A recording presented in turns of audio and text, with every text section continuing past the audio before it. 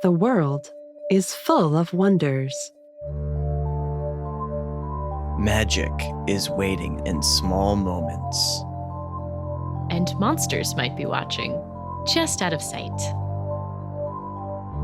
But if you're looking to find them, adventure is waiting to happen. You never know who you'll meet along the way. We are the Storyteller Squad.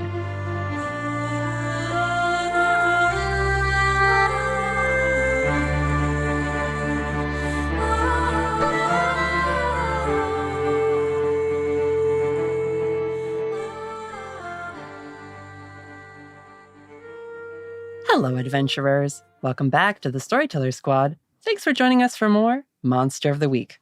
Before we begin, let's check in with our heroes. Season 3 of the Storyteller Squad. This time, we're personnel. fucking God. I'm Damien Edgecrest. My life kind of feels like a sitcom. My girlfriend is an angel. One of my coworkers was bit by a vampire, and I kind of work for the magical SWAT team now. Well, maybe it's a weird sitcom. I'm Raven Eugenia. Let's just keep this simple. Just pretend you never saw me, like how I've already forgotten you. I'm Ariel Valentine. Yo! She's such a bitch! I'm so sorry! God, this is gonna be rough. Right? I know I need to fill out a 501c. Yes, I checked those papers too. What do you mean we need a new 1023? This is more complicated than a Fey deal. I'm Hugo Rashad. Feeling 30 years older than I look, looking 30 years older than I am, despite the best efforts of gods and men, Agent Alonzo Lewis Whitaker. So, I might be entering my Captain America era, but it's more like Captain Angelica era. No, that's a different show. Oh my God! Ooh, we're a little rusty. I'm Aiden Brightwood. Let's have an adventure. Trees. We begin in the woods. Dark shadows move through a forest as smoke marches forward, heralded by embers and fleeing wildlife. The flaming trunk of a tree crashes down across a path, and leaping over the flames as they lick across the bark is Raven Eugenia. Oh shit. Forest fire. You are fleeing the flames. Am I helping or am I a bystander and I got caught in this and I'm running away? Unclear. Oh. Well, either way, I'm gonna try and help.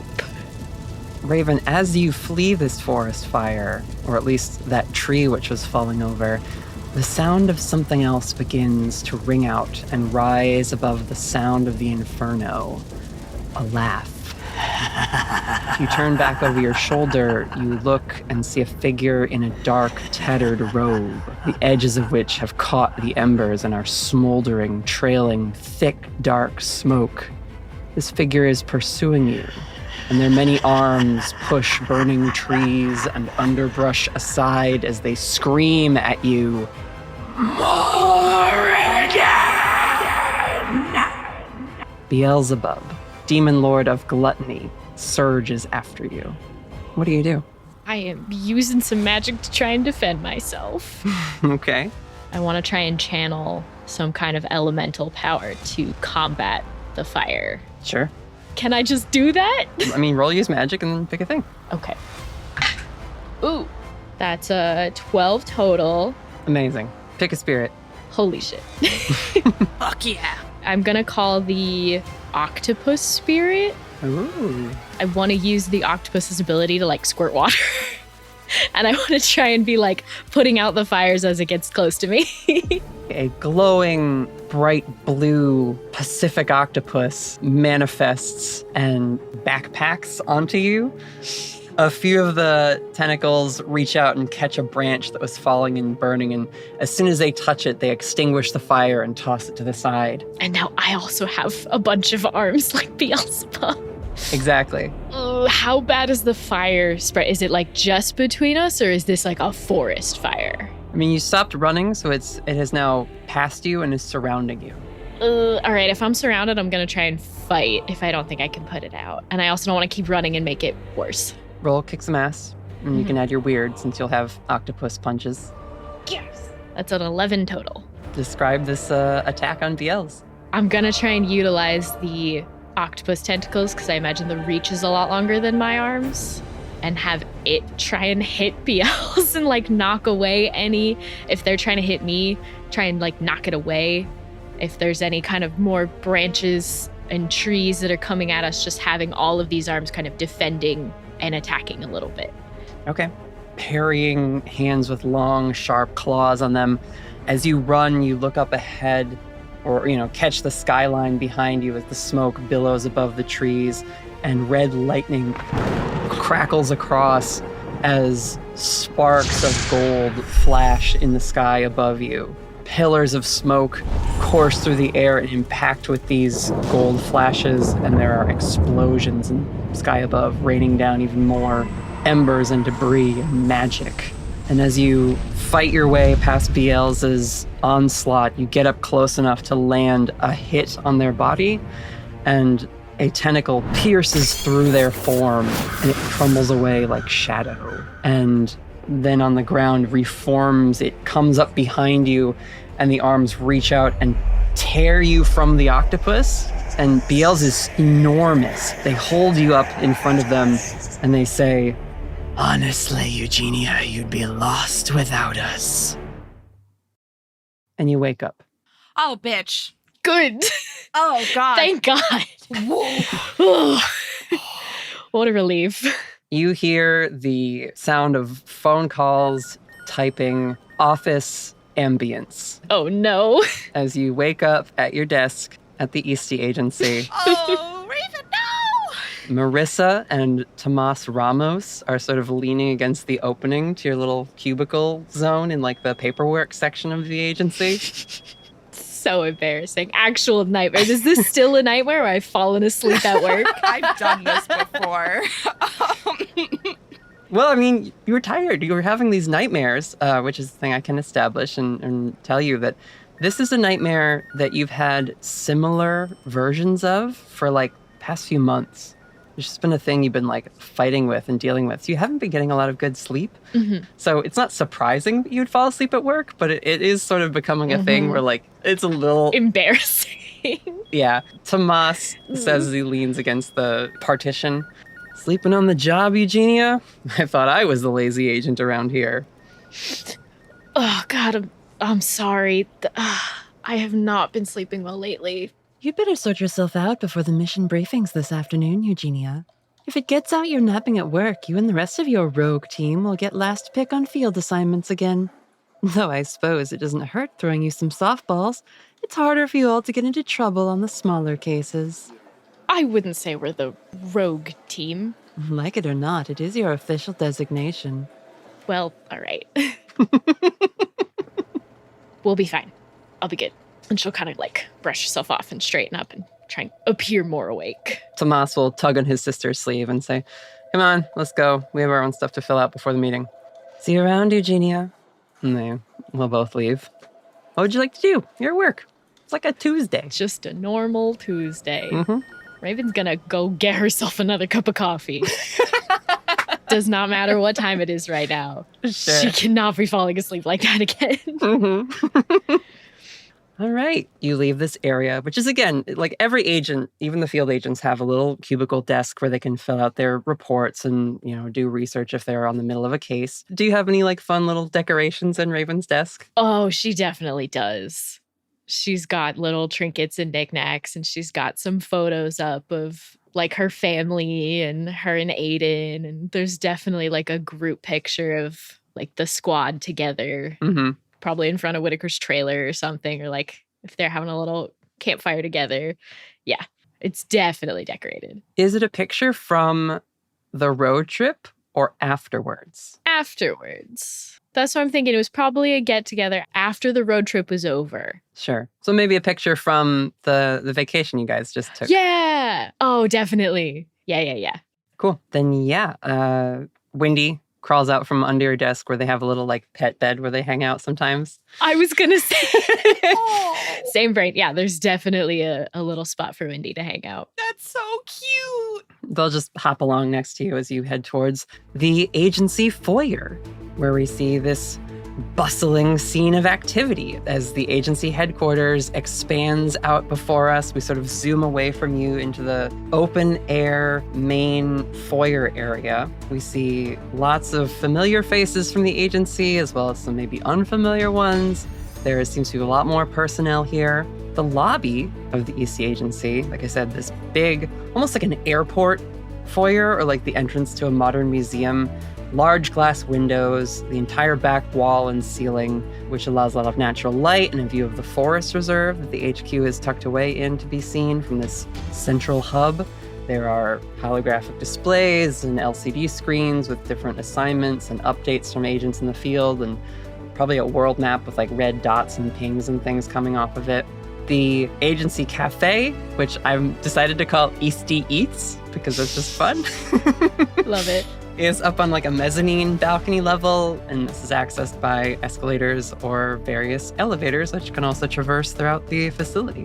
And we see all manner of agency personnel, magical and monstrous individuals, as well as plenty of humans buzzing about with files, talking together over tablets and laptops, or just seemingly headed out or back from away missions carrying cases of equipment and the occasional strange artifact, likely to be cataloged and safely stored away in the agency's vault, cold storage. So, you approach the cafe/lounge area on the mezzanine, and you can order your drink.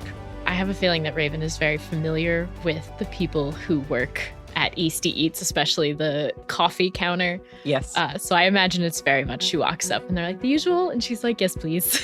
It would be, but there's a new employee here. Oh. You can see on her name tag as she turns around, her name is Isenia, and she appears to be a siren of some sort. Ooh. She is dark-skinned, like a warm brown, with teal hair and very like sort of wet-looking ringlets, silver scales that creep on her cheeks and hands. And yeah, she's got a little apron uniform on, and she says, "Oh, hi, what can I get for you?" Hi.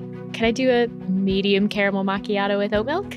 Yeah, I'll have to look that one up, but yeah, right away. Oh, yeah, no worries. She gives a little like whistle, which is sort of seems supernaturally pitched, and you see scurrying over behind the counter is a like furry animal. Mm-hmm. And it like comes over and like sniffs at her, and she like whispers something into its little tiny ear flap.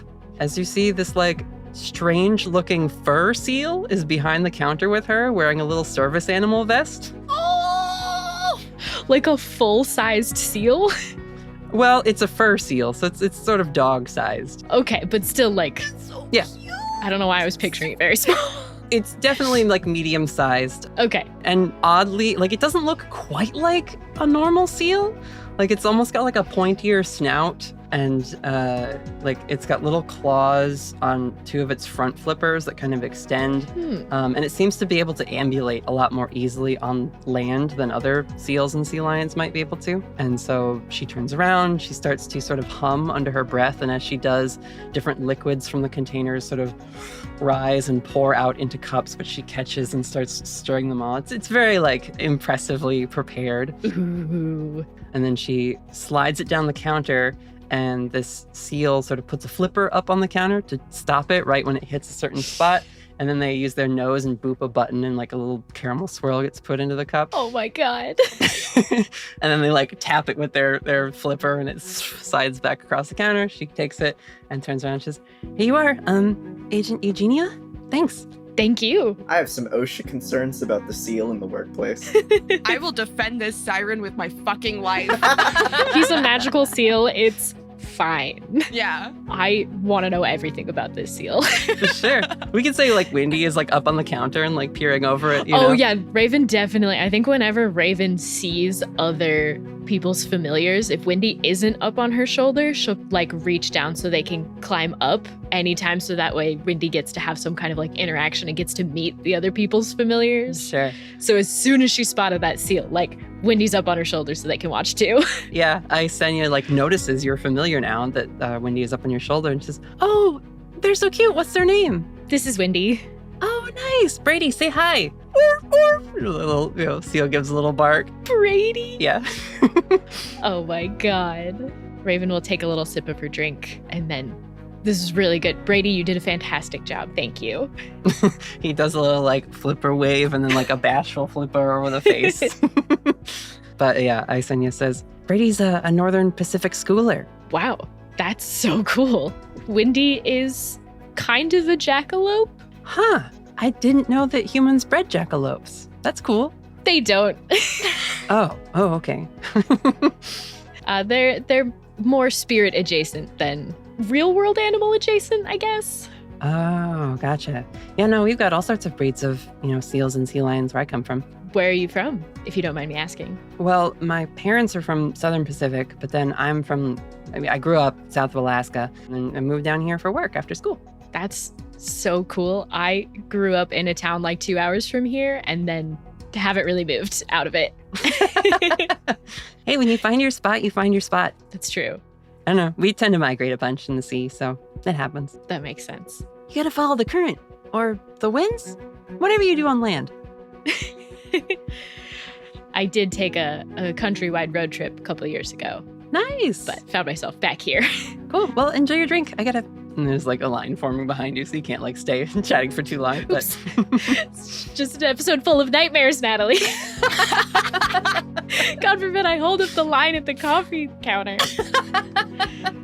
She'll give a little apology to the people behind her and wave back to, what was their name? Isenia? Isenia. Yeah, it's Isenia. based on a type of kelp that I looked up from around California. Cool. I love that.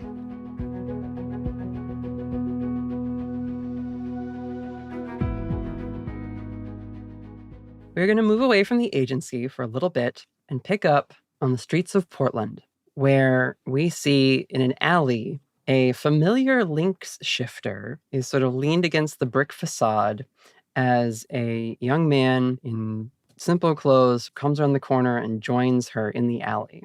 And he pulls out a rolled rubber band wound wad of cash and sort of looks nervously around and says, all right, so hand it over. We gotta make this quick. And Eyes, the lynx shifter, says, well, hold on. I didn't let you know I've got a bit of an upgrade if you're interested. And she opens a vest where there are several components for spells on the inside in different vials. She pulls one out and shakes it. It's this little gleaming crystal that pulses with a light amount of brightness to it. She says, this one's new, all purpose. And the young man says, well, how much more? Small upcharge, another 50. He kind of shuffles his feet for a second. All right, yeah, fine. It's easier to use? Definitely easier to use. No mixing, no incantations. But this baby can knock out anything you want. Fine. Hand over. A quick exchange of cash and goods. Damien, this illegal spell component sale is taking place. What do you do to interrupt? The people there see a fellow walking in with one of those little grabbers on one hand and a bag of trash that he's collecting in the other hand. Mm-hmm. And he's got like the big exaggerated headphones on and everything. And he's just sort of like singing along to like some song they don't understand as he's coming along, just picking up trash down the alleyway. Mm-hmm. But is very much like walking quickly towards them. Okay. Elle shifts into her lynx humanoid form and closes her vest and menaces you as you get closer, sort of ignoring all this, I suppose, because you're bopping along. And she says, hey, moron! Back off! Find another alley. Love is the answer. Wow. The human who was buying from Eyes makes to leave, and Elle kind of shoves you and says, buddy, did you hear me? Oh, I'm sorry. I was picking up trash. Can I help you? They say, beat it. I get business to do here. What kind of business we talking? None for you. Your money's no good with me. Scram. Oh, see, that's kind of a conflict of interest gestures to his trash bag as he pulls out his Eastie Agency badge from his pocket. because cleaning up the streets is my business. The human buyer has already turned the corner of the alley to try and get away from the confrontation Elle has initiated with you, Damien. But they keep looking back over their shoulder nervously, and they bump into someone because they aren't watching where they're going. Oh, God, sorry. I'm sorry. Just in a rush. No, I'm sorry. I'm afraid I'm going to need a statement and your information. Eastie Agency.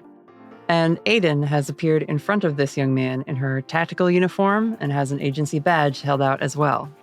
Damien slides a bat out of the trash bag that he was holding. Because, you're trying to sell dangerous spell components. And I'm trying to make sure that we don't have things explode.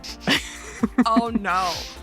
Eyes, named for her cat-like reflexes, sees this and takes a step back and then leaps fully over you, hits the ground, and starts to take off. Clean it up from all the, shit, come back up! The human runs into the alley, turning from Aiden immediately to try and get away from her, and she appears next to you.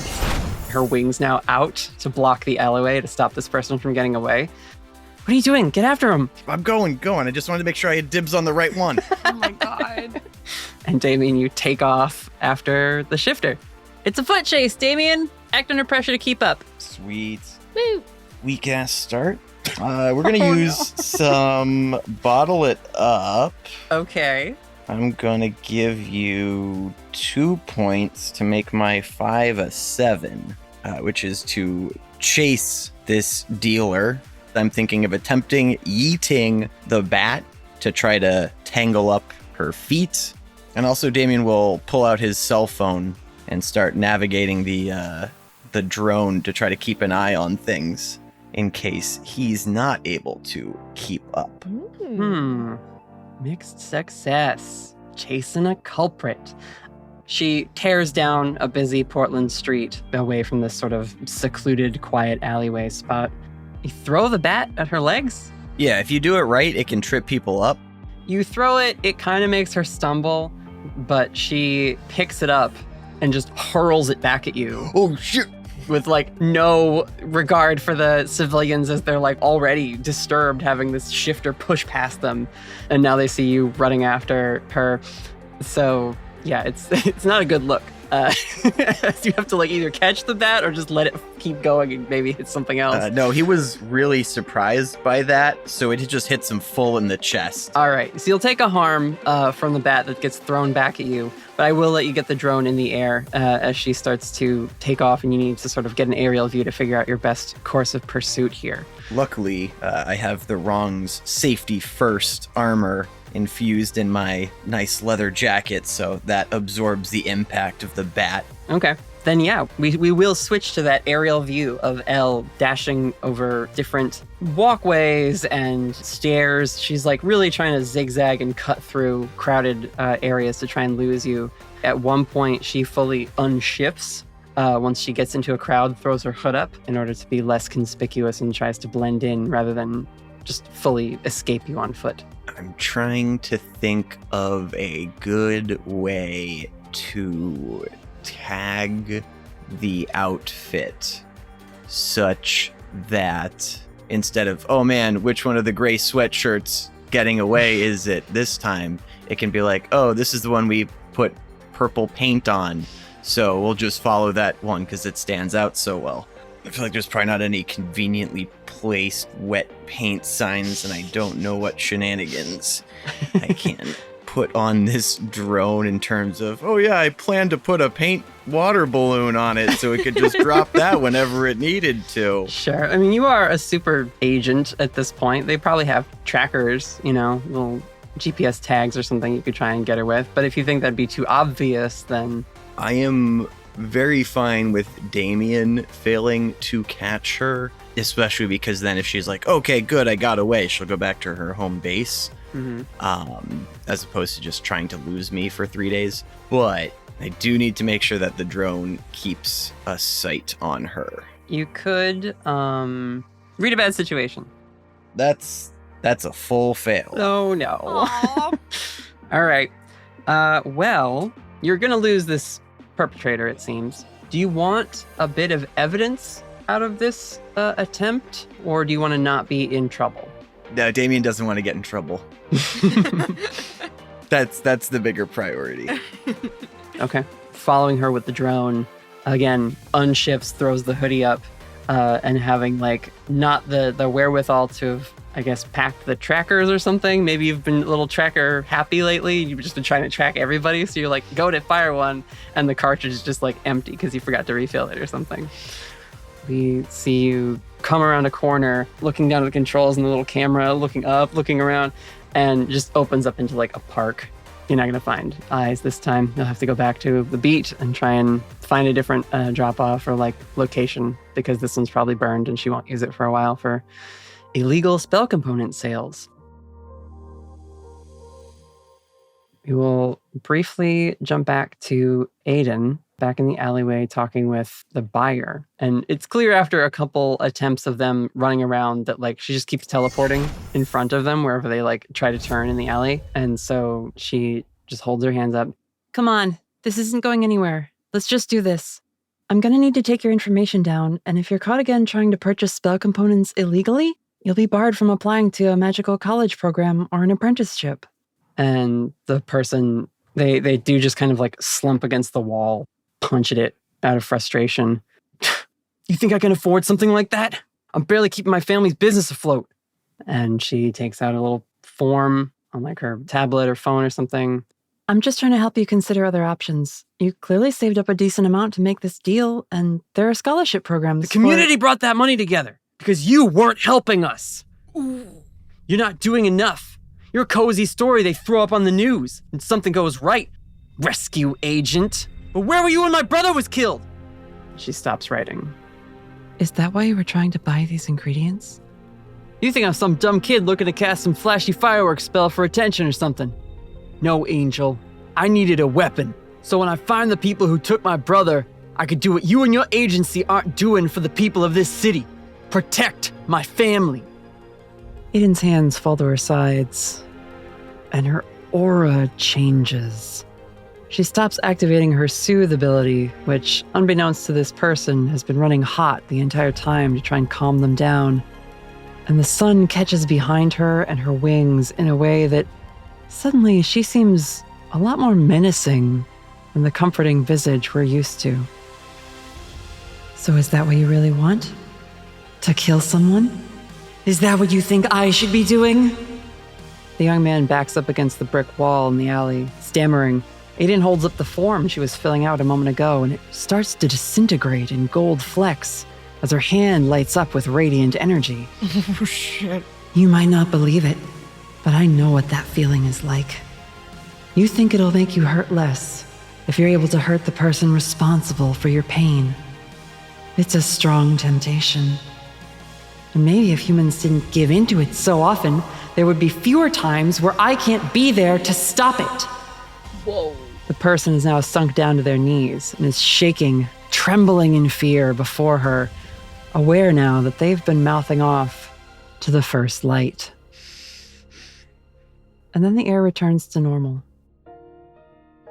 Aiden folds her wings behind her, and we see her face again, no longer backlit, and she looks sad. I promise, it won't make the pain go away. It just hurts you more. Aiden offers a hand to help the young man stand up, and they shakily take it. I'm sorry about your brother, but there's only one of me, and a lot more of you. I'm doing what I can, but it'll never be enough unless we start helping each other. She helps them up, and they cry for a little bit in this alley. Not over Aiden being momentarily scary or intimidating, but for their brother. She does her best to comfort them, and after a couple moments, she turns and starts to leave. The young man calls after her. Hey, what about your report? Aiden doesn't turn around. Instead, she places a hand on an earpiece and says, This is Agent Brightwood. Edgecrest is pursuing the seller. I've lost the buyer. Edgecrest lost the seller. And we hear the EC agency support person on the other line. Aiden, the buyer was a normal human. You said so in the initial report. What can I say? I lost them in a crowd. Nobody's perfect. She looks back and gives the young man a smile. He nods and takes off. This one's on me. Aiden, you could be written up for this. You really want another mark in your file? To be completely honest, I'm not really worried about job security, Ernie. Keeping the world's only celestial on the payroll is still one of the best things going for the agency PR department. Besides, Olivia needs as many threat deterrents as she can get on her side these days. She will take out her phone and text you, Damien. We'll get him next time. See you back at HQ. She walks out of the alley into the sunlight and vanishes in a gold flash.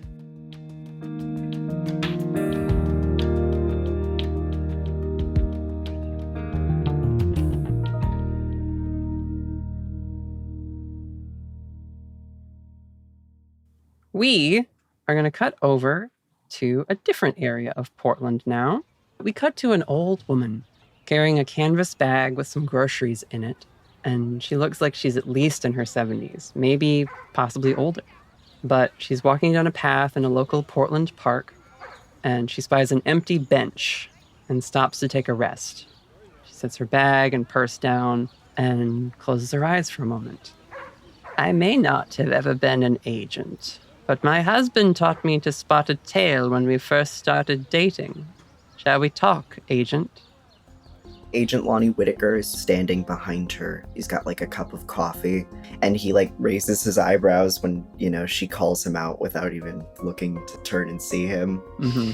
And he comes around and takes a seat on the bench beside her, generally gauging her reaction. Does she seem uneasy in any way? No. She's got that like unperturbed air that little old ladies get sometimes, where they're just like, nothing can fluster my feathers. I've seen it all. I've seen everything. Yeah, exactly. And so she just kind of looks up at you as you step around, big warm smile on her face. Josephine is dark-skinned with like silver curls, very sunken cheekbones, but not from any like sign of like sickness or anything like that. It's just she's getting that old where like you can start to see more of her cheekbones. They were probably very pretty when she was, younger and beautiful in a different way now. And she just sort of sits there. She's got like the handle of her purse still clutched in her hands, but she offers you one. Josephine Walters. Agent Whitaker. Well, it sounds like you kind of already knew that. I recognize you from the news that broke a couple years ago. My husband said your team are a fine group of people. Your tendency to defy protocol notwithstanding. But it's rare for a field agent to track me down for a conversation these days. I hope I'm not bothering you now. You don't have any ice cream in there, right? What's at the grocery bags? Yeah. He says, no, just some vegetables for a soup later tonight. Then I don't suppose I could take up a little bit of your time. Please, you've followed me since the market. I would hate to waste your time. Must be losing my touch. You mentioned your husband. I admit I'm a little bit curious about Elias Easty. Elias is a busy man. What specifically would you like to know about him? How did you two meet? When did you two meet? I was a reporter and got mixed up in a bit of supernatural goings-on in a small town in Colorado. Elias was there responding to the goings-on which I was reporting on, and we crossed paths, and there was something about him. And we started courting, and he asked me to marry him a few years later.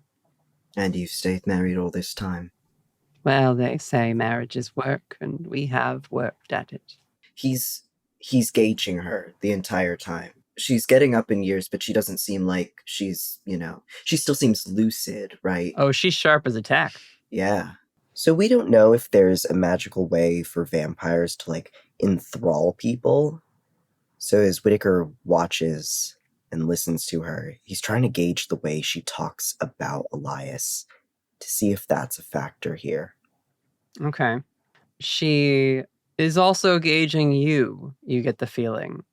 She said that other agents have come to talk to her in the past, and as she's going on talking, she pauses as she watches you. Are you writing anything down? He has his hand in his pocket, and it seems like there is something in his pocket, but he is not writing anything, no. Now, Agent Whitaker, is there anything you would like me to tell you that might not end up in an official agency report? Miss Walters, I can guarantee you that none of this is official agency reporting. I see. Roll manipulate someone. Convince her. It's a fail! Aww. Okay. There's the sound of, like, the tape recorder needing more batteries in his pocket. Sure. She gets very serious. Now, young man, I'm far too old to be jerked around.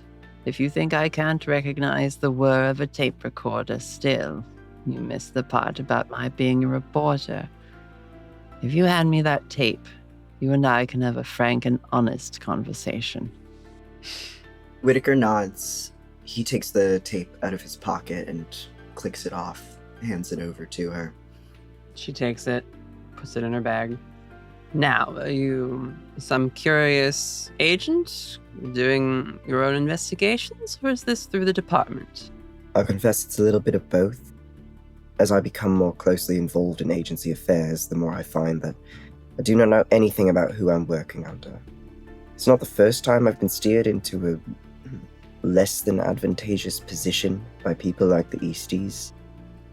He lowers his voice and leans in a bit before continuing. The last time I mixed the affairs of vampires and the affairs of supernatural government agencies, the results were disastrous. Are you concerned about the Eastie's vampiric nature? Aren't you? Perhaps at first, but I think they've proved themselves at this point. Whenever I've tried to do any investigation into vampires, period, in the agency, it comes up blank. So I would like to know more about your husband and his family to make sure I'm not aiding in a repeat of past events. An investigation into the Easties. It's been some time since that happened. What happened last time? Rose instigated an investigation when she handed over the director's position to her daughter, She instigated an investigation herself. just to make sure there was no accusations that could be made of nepotism or corruption. She wanted it to be clear that Olivia was the best person she saw for the job and the person she thought most capable of carrying on the Eastie's mission. Do you think that is what she was doing, or do you think it was a PR move? PR. It's a more recent thing. How long ago did Olivia Eastie become the director then? 62? PR was only just becoming a thing that you heard about beyond your local town, and especially things as small and secretive as the monster fighting agency. It was not in the papers, and never would have been. It was more for the agents that were on staff. Rose wanted to do right by them and their opinions of the agency itself. She knew it would not survive as an organization without the support of its staff. I know Olivia is quite busy running the agency. Have you met the other siblings? Only in passing. As far as I know, Elliot is still abroad in Europe. Hawthorne and Margaret, last I knew, lived in Massachusetts, though it's been several years since we've had any contact. As for Rose, she's also been out of touch for some time. I really only see Olivia and Elias, and I only see Olivia for holidays. Having spent so much time with one, I suppose what I really need an answer to is what makes Elias a vampire? Is that a question? The question is, right, the question I'm trying to get at is, what's he eat? Sure. What's he eating? Sure. Do you make him dinner? Is it ethically sourced food? What does that look like? She thinks for a moment on your question, tries to read your expression, to maybe intuit some of this, and she then very gently pulls at her collar and shows that there are no bite marks on her neck. Oh. She says, "The Easties don't prey upon people for their sustenance. Rose put an end to that early on. You're really at the start of your investigation then, aren't you? If you're not aware of the family history." There have been great pains taken to cover up the family history, which is why I'm going to you. I'm sure you can understand why a group with good intentions, but perhaps a blemish to their history, might not want that to be the thing people latch onto. The Easties were cursed by Rose's sister. She turned the whole family, but she did not count on her family betraying her and turning her over to the humans of their time. Once she was destroyed in their hope that it might break the curse and free the rest of them from the hunger she had instilled into them, and it did not. They had to find a way to overcome it themselves. Vampires, at least as much as Elias has explained it to me, do not require blood, life force, things like that to survive. It's power they get from it. Power to do incredible things, but with enough discipline, a long enough stint of fasting, they can manage that call and suppress it. The Easties have turned their curse into a weapon for humanity to fight back against the things which cause curses, and monsters, and all other manner of things that go bump in the night. And for a while, they tried to help humans too, until Robert was killed. Does that name ring a bell to me? No, there are no files on Robert Eastie. You've never even heard his name in passing before. What happened with Robert? As my husband tells it, the Union and the Confederacy, fighting as they were, Robert and Elias enlisted. They had heard of the South using monsters among their ranks. But the Confederacy had witch hunters, and they captured Robert, and he was killed. And Rose, after that point, decided that it wasn't worth risking any of her family to try and solve human struggles. The real war the Easties had signed up for was the one against monsters and the things being sent to this world by the denizens of the place apart. You don't survive in the monster fighting business as long as the Easties without encountering the work of the place apart. Sooner or later, they'll cause a problem you can't ignore. Is she referring to the events of season 2 specifically, or is she referring to something else? It's just notable that this sweet old lady knows about the place apart and the demon lords at all. You know what I mean? I thought everybody knows about that now. Well, now, but like she's saying they've been fighting that fight since like 1700s. You know what I mean? Sure. As sort of like her argument for like why have the Easties like proven that they're not like horrible people even though they're vampires? Well, because they've been fighting demons and trying to save people for hundreds of years. Yeah. So Gotcha. And do you defend him now for his own sake or for your own safety? no marriage is without its little spits and tats, but as I said, Elias and I have had a lovely marriage. We enjoy each other. She raises a hand and says, Elias is not blood related, I should mention. How did he get folded into the family then? Well, he was the tutor of the family. And when the entire household was turned, he was included in that. They weren't going to set him off to fend for himself. So he's become like a brother to Olivia Hawthorne and the others. Whitaker seems kind of frustrated by this response, but he doesn't push it. He nods and leans back. How's Elias been since the revelations? How's the family been? How have they responded to that? Elias has had more trips he's had to take, but he seems to be handling the additional stress well. I can't speak for how Olivia's doing. I haven't seen her other than when she appears on the news. Poor dear, she can't show grace, so I don't know how the stress is affecting her. Are you worried at all about their secret getting out, now that there's such a spotlight on the supernatural world as a whole? I trust that the agency will survive any secrets that might come to light about my husband's family. In a way, that means that the Easties and what they stand for will always be protected. The work they have done will not have been in vain. It's big enough now that I think it could go on in their name, even if Olivia eventually decides to retire. Now, if that's all, would you mind carrying these things to the train station for me? I'd be happy to, Miss Walters. She will stand up, hand you the bag of groceries, and the two of you head off into the park.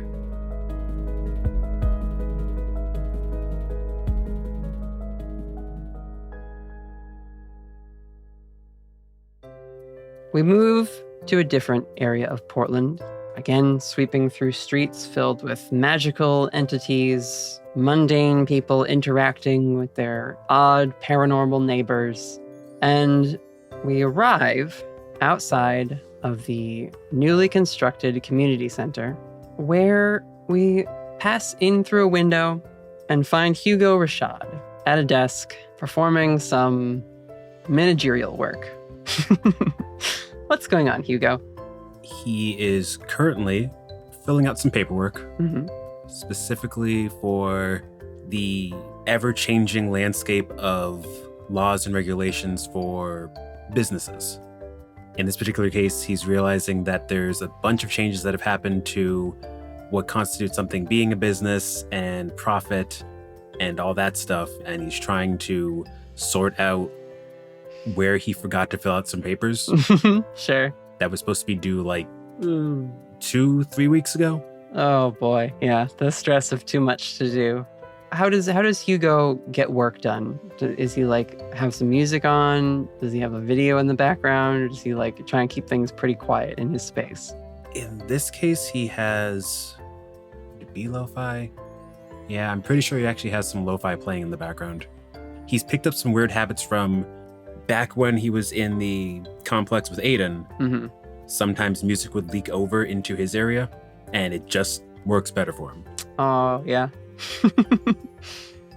So that soft music is sort of just keeping you attentive and focused on shifting through all these forms and copies of forms and like yellow slip version of forms and so much paperwork to run a community center. You never anticipated the challenges associated with this side of running that kind of organization. He's also swearing under his breath about why this is exactly why he never wants to be a leader for anything.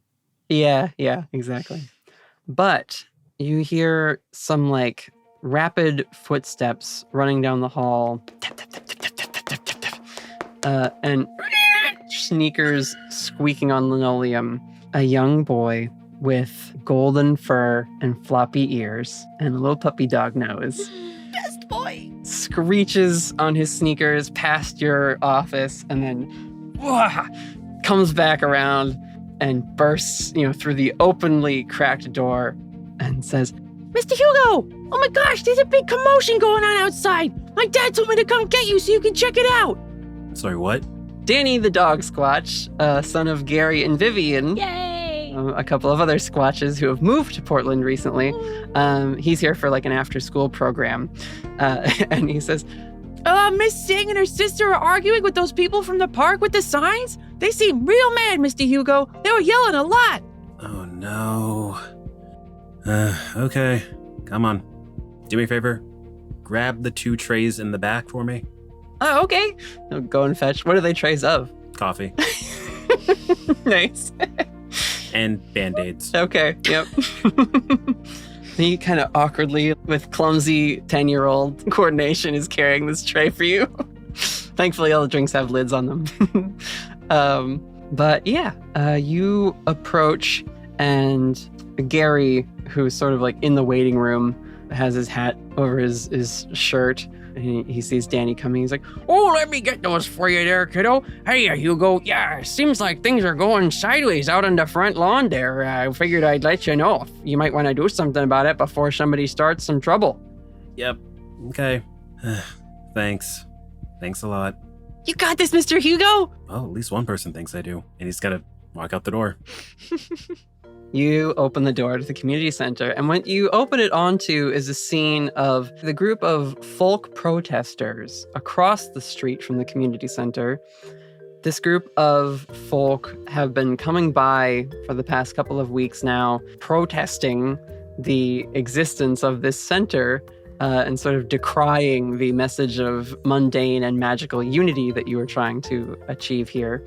And the shouting match that's occurring on like your side of the street, on your sidewalk outside the community center, is happening between your friend and colleague, Rhea Singh, her sister Zuri, and these two folk individuals. One who is sort of a little like forest brownie with like leaf hair and sort of a crumpled sign in their hands. And the other, this copper-skinned elf with curling antlers emerging from golden straw-colored hair. Rhea is shouting things at this person. He says, "When you were staying over on your side of the street, we wouldn't make a problem about it. But you have now come over here with your signage. We cannot allow that. I'm going to be calling the authorities. This is now trespassing."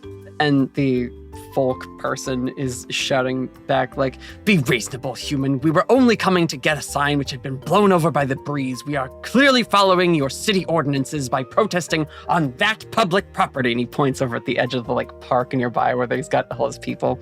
And of course, Rhea then flips it around. She's like, This time it is wind. Will you expect us to make another exception and allow you to protest in our lobby when it rains? Are the laws of the realm so flimsy to you that they can be ignored on account of the weather? they're going back and forth. Basically, she's trying to get them on a technicality so that she can actually call and have them removed. Meanwhile, they're basically using this as more examples of human obstinance and another reason why, like, your attempts to ally and be a place of unity for the two communities will never work. It's like, I should have expected this from you. You witch hunters are all the same. Going on and on. He is going to, I guess, literally walk up next to Rhea and just patiently stand there for a little bit, waiting for the next moment of her to be not yelling at them. Sure. He's going to turn to her and attempt to remind her, we don't escalate. We never escalate. We've been over this. She turns to you with a huff and she says, we also discussed presenting a united front when dealing with problems for the center. Yes, and this is not a problem for the center. Her sister, Zuri, who is sort of half shifted into her were-tiger form and is now showing like the orange and black stripes on the sides of her face, growls menacingly at the little plant person. If we let them on this side of the sidewalk, what's next? They'll be protesting in the garden soon. You know what? That's not a bad idea. The little plant person has their sign like up over their face at this point, and they kind of look at you surprised. And the elf with the horns glances and takes a step to the side, sort of like opening his space a little bit and like uncrossing his arms. And he says, you would allow us to protest within your facility. As long as you're not causing harm to anyone in it, yeah. You're welcome here too.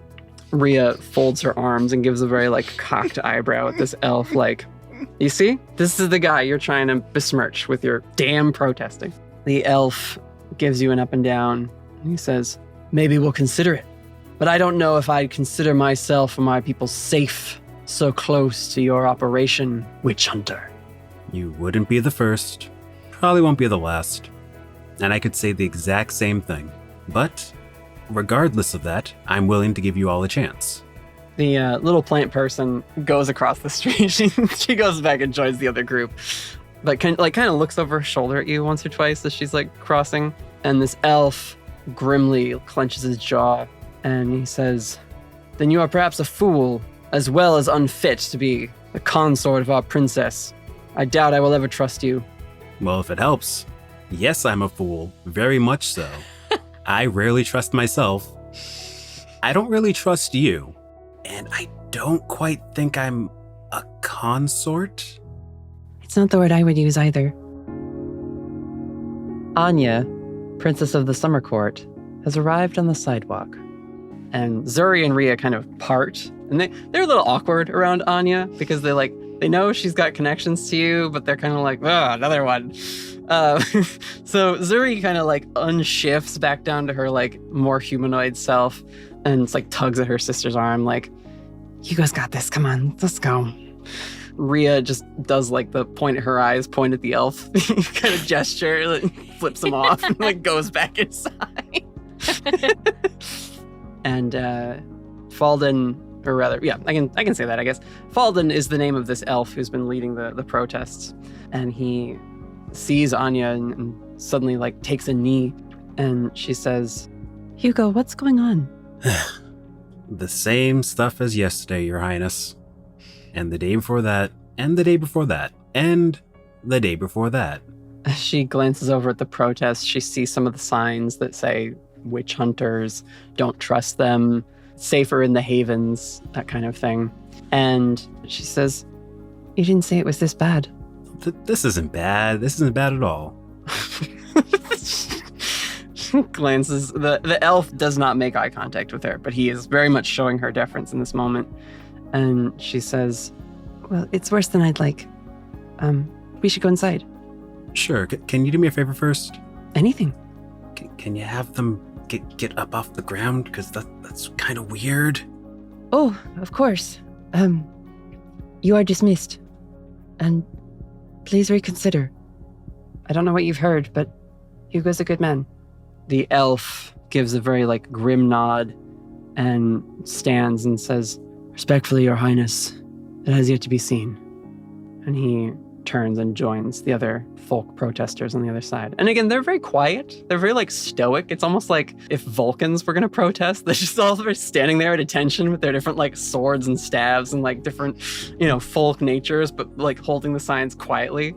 So it was odd that it got loud, but it was just this confrontation that happened because of, Zuri catching one of them on the property and then being like, "Oh, Rhea!" And they ran out to try and start something.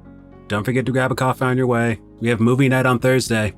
Falden stiffly turns, joins his group, and Anya gives a sort of troubled look at the group of folk across the street, and she turns and will go inside with you. And goes to sort of this usual spot within the community center complex where you and she have met pretty frequently. Do you want to describe the little garden park on the inside? So there's multiple garden park-ish setups. If anything, they're probably meeting in the one that is a combination of floating earthenwork pieces with various plants and such coming out of them.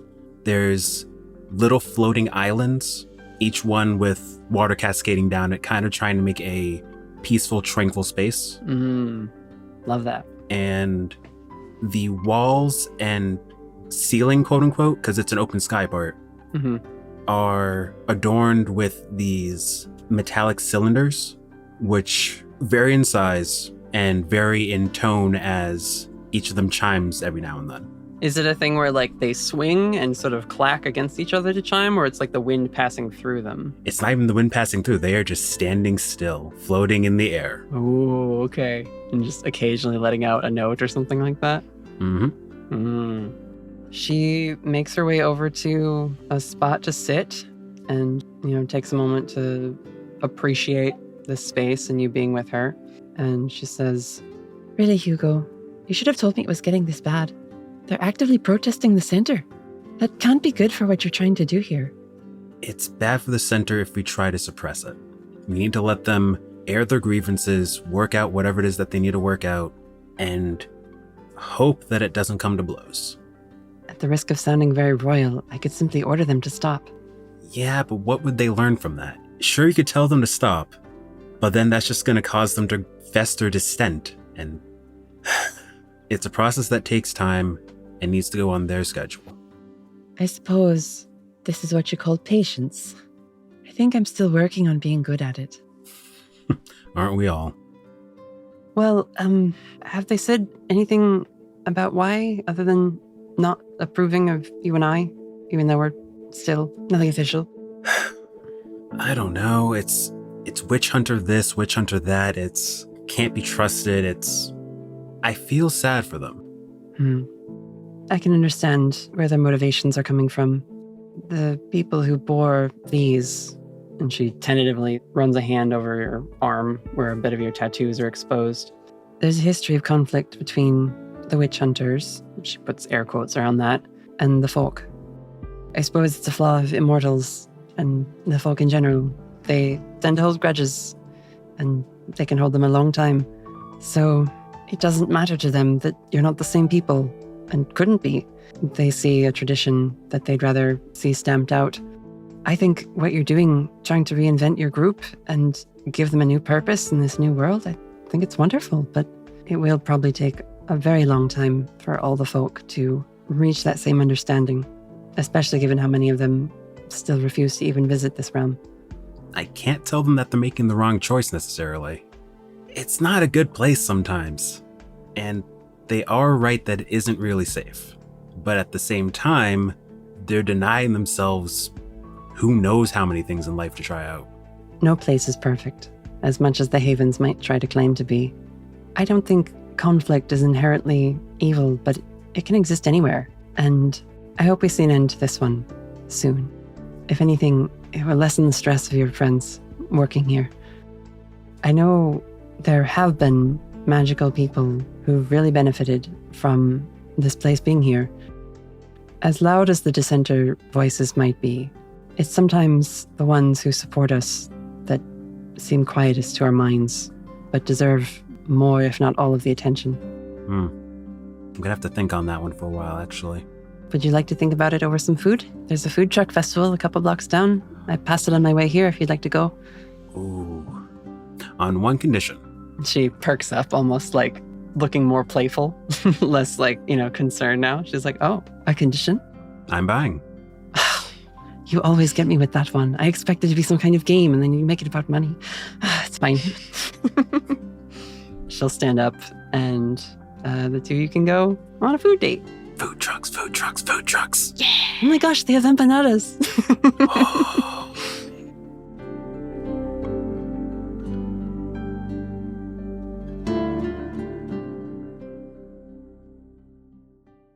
All right. We will pick back up back at the agency. Raven, you had your coffee. Damien, Aiden, you two have both returned, having unfortunately not caught the perpetrators selling spell components. And Whitaker, you walked Josephine to the train, gave her groceries, said thank you.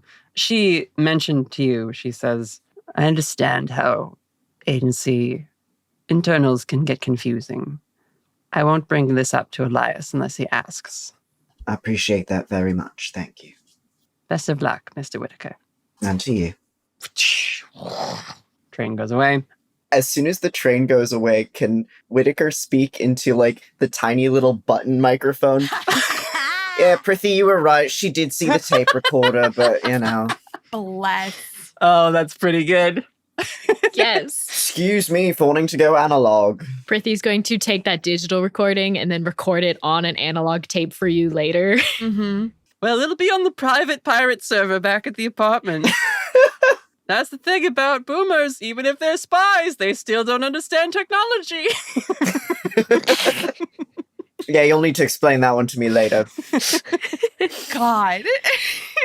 Anyway, so yeah, you return to the agency, and there is a general field agent briefing at one of the amphitheater meeting halls in the agency that you all can attend. Raven, you're probably there first since you were already in the agency. So as more agents are filing in and taking their seats, and they're not technically designated by teams, but it just winds up being that way because people will come in and sit next to their teammates and stuff. Aiden gets there. She comes down the stairs and sits next to you. Hey, love. Thanks for saving my seat. Of course. Damien, Whitaker, you two can arrive. It has been a day. It was so much easier as a gloop. I'll take it no luck on the street work. How am I supposed to chase after a shifter with human legs? With your legs. Don't skip leg day, Edgecrest, some agent says, razzing you a little. I haven't, but she's got cat legs. Don't skip your magic training either, I guess. Yeah, I guess.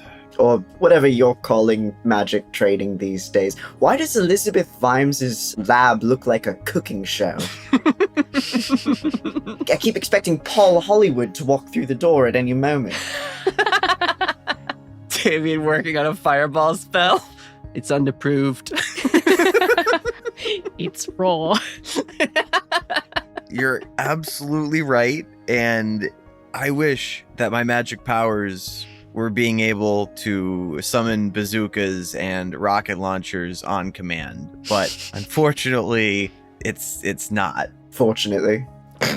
Unfortunately, I have to use material components, and the only thing that seems to be working and getting any progress with is food related. So I'm just making the best of what I got. All right, we'll make sure we get some of that yeast on the paycheck, I suppose. Gotta get that bread. Oh my goodness. You two can go in, take your seats next to Aiden and Raven. And I suppose the lights dim a little bit, and out of a door in the back, and coming up to like the center podium, is Director Olivia Easty. She walks over to the microphone. Good afternoon, agents. Thank you all for coming. Is this normal? Were we expecting her to do this? Yeah, how often do these things happen? Like every 3 business days, they're sort of like staggered. Oh, okay. It's enough for them to like tune out. It's really like a check-in. Yeah. It's the bullpen like assignments kind of a thing, but for spies and magical people. So she says, continued efforts to keep illegal spell components out of the hands of untrained citizens are progressing along. We've seen the arrest of several known pushers in the last few weeks, thanks to all your efforts. She does shoot a pointed look over in you and Aiden's direction, Damien. Damien just does like the awkward scratch the back of his neck, sort of avoid the eye contact by looking at other directions, but definitely heard it. Yep. Aiden waves.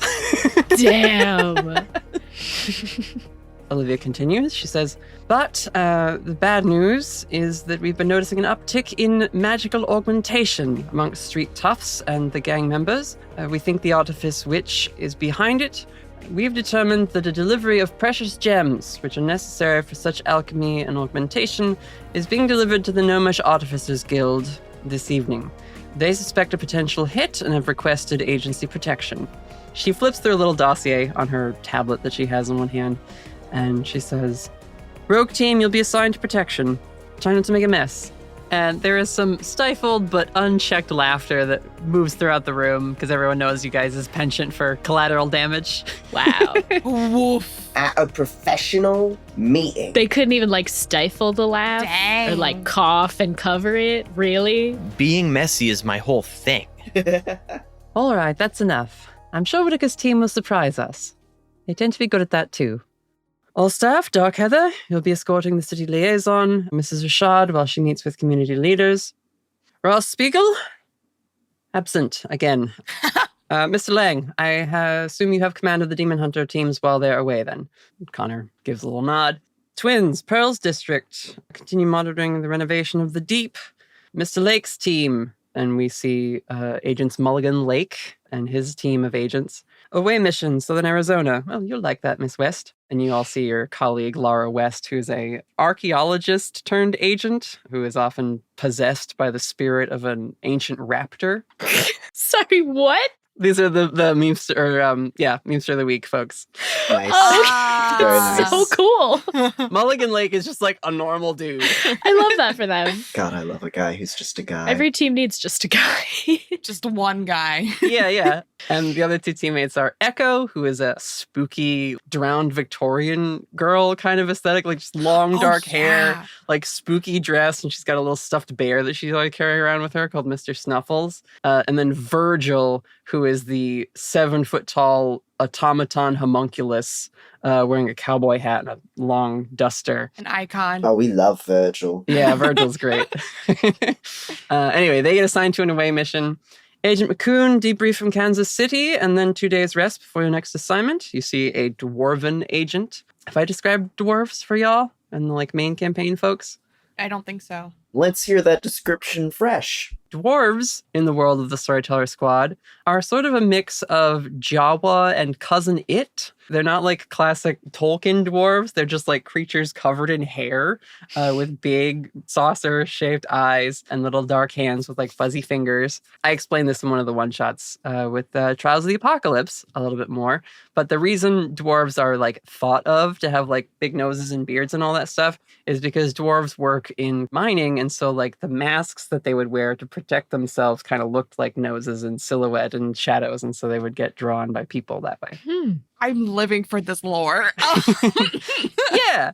Let me look up her name so I get it right. Agent Mara McCoon, also known as Momo, to her friends within the agency. If you look up the Momo monster, this is also partially the inspiration for why dwarves look the way they look. So, anyway, the rest of you have your ongoing assignments. Keep up the good work. Keep communicating between the departments. And thank you for all that you're doing. I know this time has been a period of great adjustment, but I am truly proud to be leading such a fine roster of agents through such unprecedented times. I will have office hours next Thursday from 7 to 10. And she heads out. Of the agents present, do you guys want to talk about anything briefly before we move on to the next thing? Or talk to any of the agents here or other agents that you might know in the room? We're all suddenly nervous high schoolers. These are your coworkers. You know them all. Our characters do, but we don't. They're all new and cool and scary. Well, there's like Lincoln and Susie are there. The Ramos twins are there. Like, None of the people you listed were in any way similar to Damien with having been demon related or half demon. no. So no, I don't think any of them particularly stand out. Yeah, the most inhuman agents on the team right now, or like in this room at the moment, would be Virgil, Momo, who is dwarf, but like not monstrous or demonic, and other agents I have yet to come up with or have as guest characters. So, Okay, cool. So I would probably be focused on the team. Okay, guys, I really need this mission to go off without a hitch. Okay? Yeah, you do. I need a win, and this can be it. So I don't know, whatever we need to do to suit up and grab from the armory or whatever. I need this to work out. It's a protection detail. We should probably just go meet with the guild members and ask them what they'd like us to do to back them up for their delivery. So Kevlar for everyone. Sure. Yeah, that sounds great. Whitaker's gonna run by the coffee machine and brush by the Ramos twins as he does so. Mm-hmm. And as he's like pouring himself a cup. Renovations, eh? I didn't think either of you were forklift certified. We're not working the renovations. We're just keeping an eye on what's going on over there. Oh, fair enough. I was gonna say it'd be pretty funny to see you in that tail sporting little hard hats. That'd be really cute, actually. I might. And Marissa's just like, Tomas.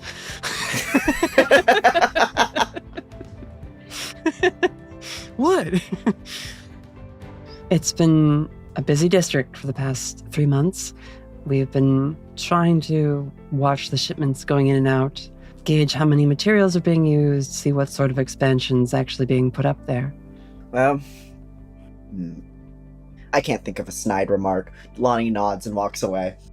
Marissa doesn't say anything to you, Whitaker, but she does call to your group as you all are like leaving and dispersing from this meeting room. Might want to get a nap in before your stakeout, Eugenia. Woo! God, I hate twins, right? They suck. I don't think Raven's going to dignify that with a response. I do think she's just going to pointedly roll her eyes at her. She's kind of over it today. Mm-hmm. If this is how she is all the time, like, this is exhausting. Oh, it is. Yeah, no, Marissa's always trying to push your buttons. You two have this, like, office rivalry going on. Yeah, I think sometimes she can kind of banter with her, but today it's like, she's not in the mood. Like, yeah, whatever. Yeah. I mean, it's, honestly, there's, like, it's the trifecta, right? There's Ross, you, and Marissa, the goths of the Eastie Agency. Why must we fight? Oh, that's right. She's got her little, like, goth Lolita thing going Goth on, right? Lolita, you're more like executive goth, and Ross is like spooky goth. So it's Oh, I forgot about that.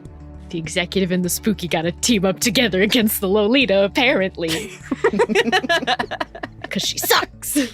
Aiden will turn to you and she's like, What was that about? Are you all right? Yeah, I accidentally took an impromptu nap at my desk while doing some paperwork, and the twins caught me and woke me up. So, never gonna hear the end of that one. I know you've been having nightmares, but if it's getting this bad, we should try to work on some better sleep hygiene. she glances at the coffee you have. Maybe coffee after 3 isn't the best idea? I just didn't want to fall asleep during the workday. I don't know. I only drank like half of it, and she'll just like kind of toss it. It's been like a couple hours. It's cold. You're not one to talk, Aiden. You don't sleep at all. I don't technically need to. Can I have some of yours then? Because I don't know what's not working for me. Well, let's get through this mission, and then we'll make sure we rest tomorrow. Yeah, there's always more time for rest tomorrow. Right. Okay. Raven needs some coffee from Many Worlds Tavern.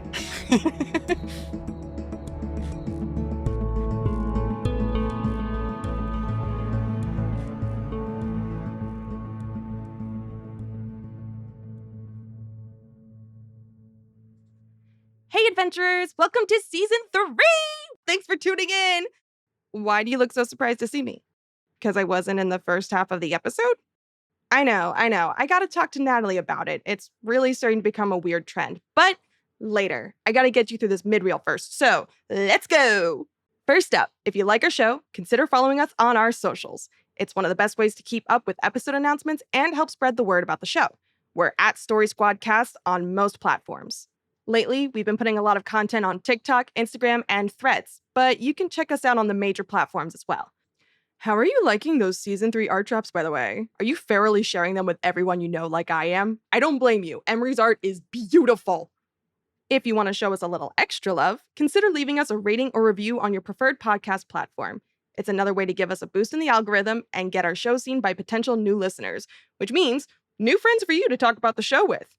Or maybe you're a new listener already. Hi, nice to meet you. I'm Mel. Did you know we have a Discord server? We recently opened it to all of our listeners, so come on by. The link is in the show notes. And if you're feeling extra generous and want to support the show monetarily, subscribe to our Patreon. You can find our page at patreon.com/thestorytellersquad. And I'm technically not supposed to talk about this yet, but we're brewing up some new exclusive content for our patrons that we're super, super excited about. So stay tuned, okay? But don't tell Natalie that I told you. This is a secret between us. Huh? What? Secrets? I don't know what you're talking about. Maybe you fell asleep and dreamt it all up. And in the middle of the day, too. Like, dang. Sounds like you and our friend Raven could use a boost from our pals at Many Worlds Tavern. That's right. This episode is sponsored. Many Worlds Tavern offers a delicious array of coffee brews for your game nights and tea blends for the tabletop group in your life. Whether you're looking to energize your game nights or cool down after a big tabletop session, Many Worlds Tavern has a variety of flavors to choose from. You can purchase one of their classic blends, or if you're feeling adventurous, check out their flagship product, Treasured Realm.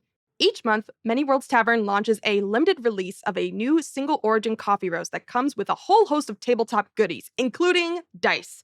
You can order a single purchase as a special treat or subscribe and build up your hoard as they come out. Personally, I'm always a little too high energy and need to find some chill. So, Sage's Gate, a lavender, mint, and sage tea blend has become a personal favorite. It's my go-to for sipping on when I'm still buzzing from a crazy late-night game session, like the last session we just recorded. Natalie, you know what you did. Anyway, if you're needing some coffee for your game night or tea for your tabletop, check out Many Worlds Tavern. You can find the link to their shop in our episode show notes. And if you use the discount code STORYTELLER, that's STORYTELLER, one word, all capital letters, you'll get 10% off your order. This code is good for a limited time, so use it while you can. Woo! Okay, that's everything. We did it, gang. Now let's get you back to the episode. Bye-bye!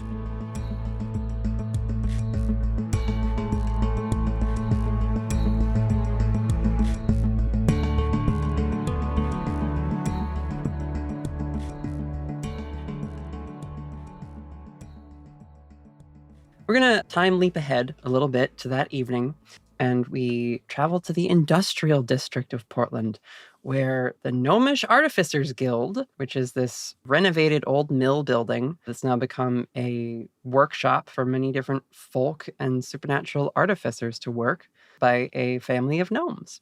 There's a large clockwork mechanism of stained glass, which adorns the front facade of like rotating glass gears and different little glass figurines and things moving in sort of a timed performance every day, simulating like the passage of a day. And so while the glass sun is being set below the horizon plane, and you see the little gnome figures from the top who'd been artificially working at little workshops and things have turned and are now retreating under to the lower half of this circle, where they lay down in little beds and create the effect of the workday's over, all the gnomes go to sleep in the ground in their little burrows. In this area, throughout this industrial region of the city, there are gnomes standing guard and on the lookout for trouble. And a crew of them stand ready with little stun batons and a pair of forklifts outside of this facility's big double doors as a delivery truck arrives. And wooden crates start to be unloaded once the truck opens its back door, and they have these magical bindings wrapping them, and they're taken off the truck and placed onto pallets and start being loaded by the gnomes. We see a group in long, dark coats approach the facility, and they're avoiding the scarce streetlights of this area when possible. We see them abandon a gnome lookout who's now laying unconscious on the ground, And eventually, this group moves into the light and emerges in front of the guild's outdoor lamps, abandoning their stealthy approach. And the gnomes are immediately defensive. And this tall man with a rough look to his face and a couple scars in one of these dark coats steps forward. And we see as he removes his hands from his pockets that both hands are crafted works of artifice. Not simple prosthetics, but built especially for destructive capabilities as he rolls the sleeves of his jacket back and pistons begin to fire off in his arms. And his right hand splits in half and a chainsaw blade extends from within his forearm and begins whirring. And he cocks a scarred eyebrow and says, "Gentlemen, there are 2 ways we can do this." The gnomes all quickly glance at one another and then activate their stun batons and rush the group in dark coats. The other people in the long coats throw open coats and reveal prosthetic legs with rocket flares coming out the back and different other artifice augmentations to their body. There's a woman who pulls the hood of her coat back and her whole forehead down to her cheekbones is just filled with an array of lenses that all start to glow and emit different beams of magical energy and little magical missiles and things like that. Rogue team, the attack on the delivery that you were tipped off about has begun. I think if they started charging, I feel like that's our cue to also join. Yeah, we're not letting the gnomes get hurt. They're so small. Yeah, sure. We will get into you all engaging with this gang, but I have something else I want to set up first. Sure, go for it. We hear the loud commotion of this confrontation beginning at the front of the warehouse, and we cut away as it continues on to the inside of the guild house itself. And we see the low, smoldering foundry portions of this place, the different work tables and tool stations. And it's not as busy, obviously, as it would be during the day if it was filled with gnomish and folk craftspeople. But we rise up past suspended walkways that crisscross above the work floor and into the open rafters of this large facility, where we see 2 figures who have dropped in from a skylight in the roof. They watch quietly as some of the gnomes scramble to get what they have loaded into their enchanted vault before it can be stolen by the gang members outside. Valentine, you are here on this job with Victoria Salem, leader of the gang outside, your partner, and the artifice witch. Mm-hmm. Can you describe what you 2 are up to, and then I'll describe Salem's look. Valentine has very gracefully cut a entryway for them out of the skylight, and they have dropped themselves down. Valentine in particular is dressed in all black, very typical of a cat burglar. Comfortable running shoes, turtleneck, and the most comfortable jeans, and she's got her classic black gloves on, or rather she's pulling the left one back on as they watch. Do we get a little glimpse of why you might have taken that glove off? I'm gonna say we're gonna save that for later. All right. Ooh. Juicy.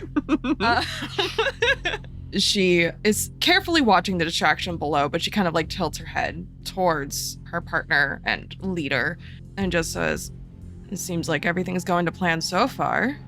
Dr. Victoria Salem, the leader of these augmented gang members, is crouched beside you on this metal beam that's one of the supports for the arched ceiling of this place. She's got a similar long dark coat to the personnel she has outside.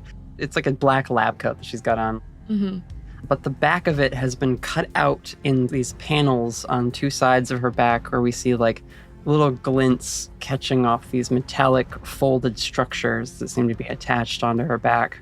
She's got a simple face mask that covers from just below her eyes and then down, and it extends enough to cover her entire neck too and sort of blend into whatever dark clothing she's got on under the coat as well.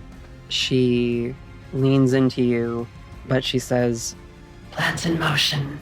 6 targets on the inside crew.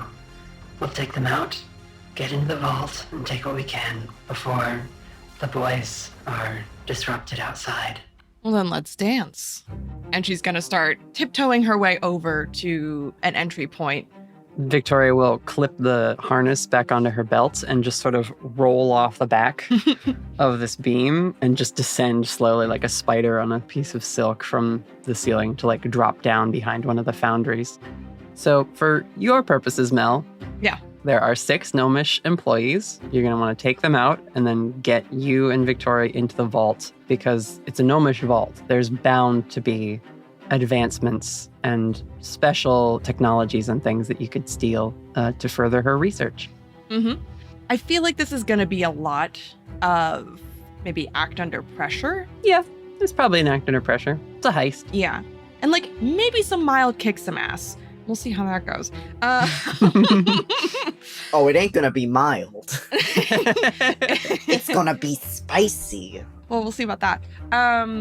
So here's my question for you, Natalie. How clustered together are these 6 gnomish individuals? Like, could we attempt to pick them off one by one, or? Well, there's someone driving the forklift. There's someone at the, like, door of the vault, sort of at, like, the command keypad. There is 2 gnomish workers who are just there to, like, lift the crate and bring it in. And then there is 2 more that have like lights and are sort of like directing the forklift driver with like the batons that you see at airports. Because everything is sort of powered down. It's still quite dark within the foundry. So like they didn't want to draw a lot of attention to this delivery, but you know, word gets around, especially amongst the criminal element in Portland of like when there's a big magical source of materials or spell components being sent, someone talks and someone finds out about it. Because spell components are one of the things that has become highly controlled in the world post the Revelation. Mm-hmm. In order to perform magic with different spell components and such, you need to be either part of a guild, and it's part of your job. You need to go to a wizarding school to get like a personal degree, essentially, or you need to have a certification or license from an apprenticeship by studying under an established witch or wizard who basically have been powerful enough to get like grandfathered into the law as it was written of like, yeah, sure, Nana Margie, you have a license. We're not going to fight you on that. Right.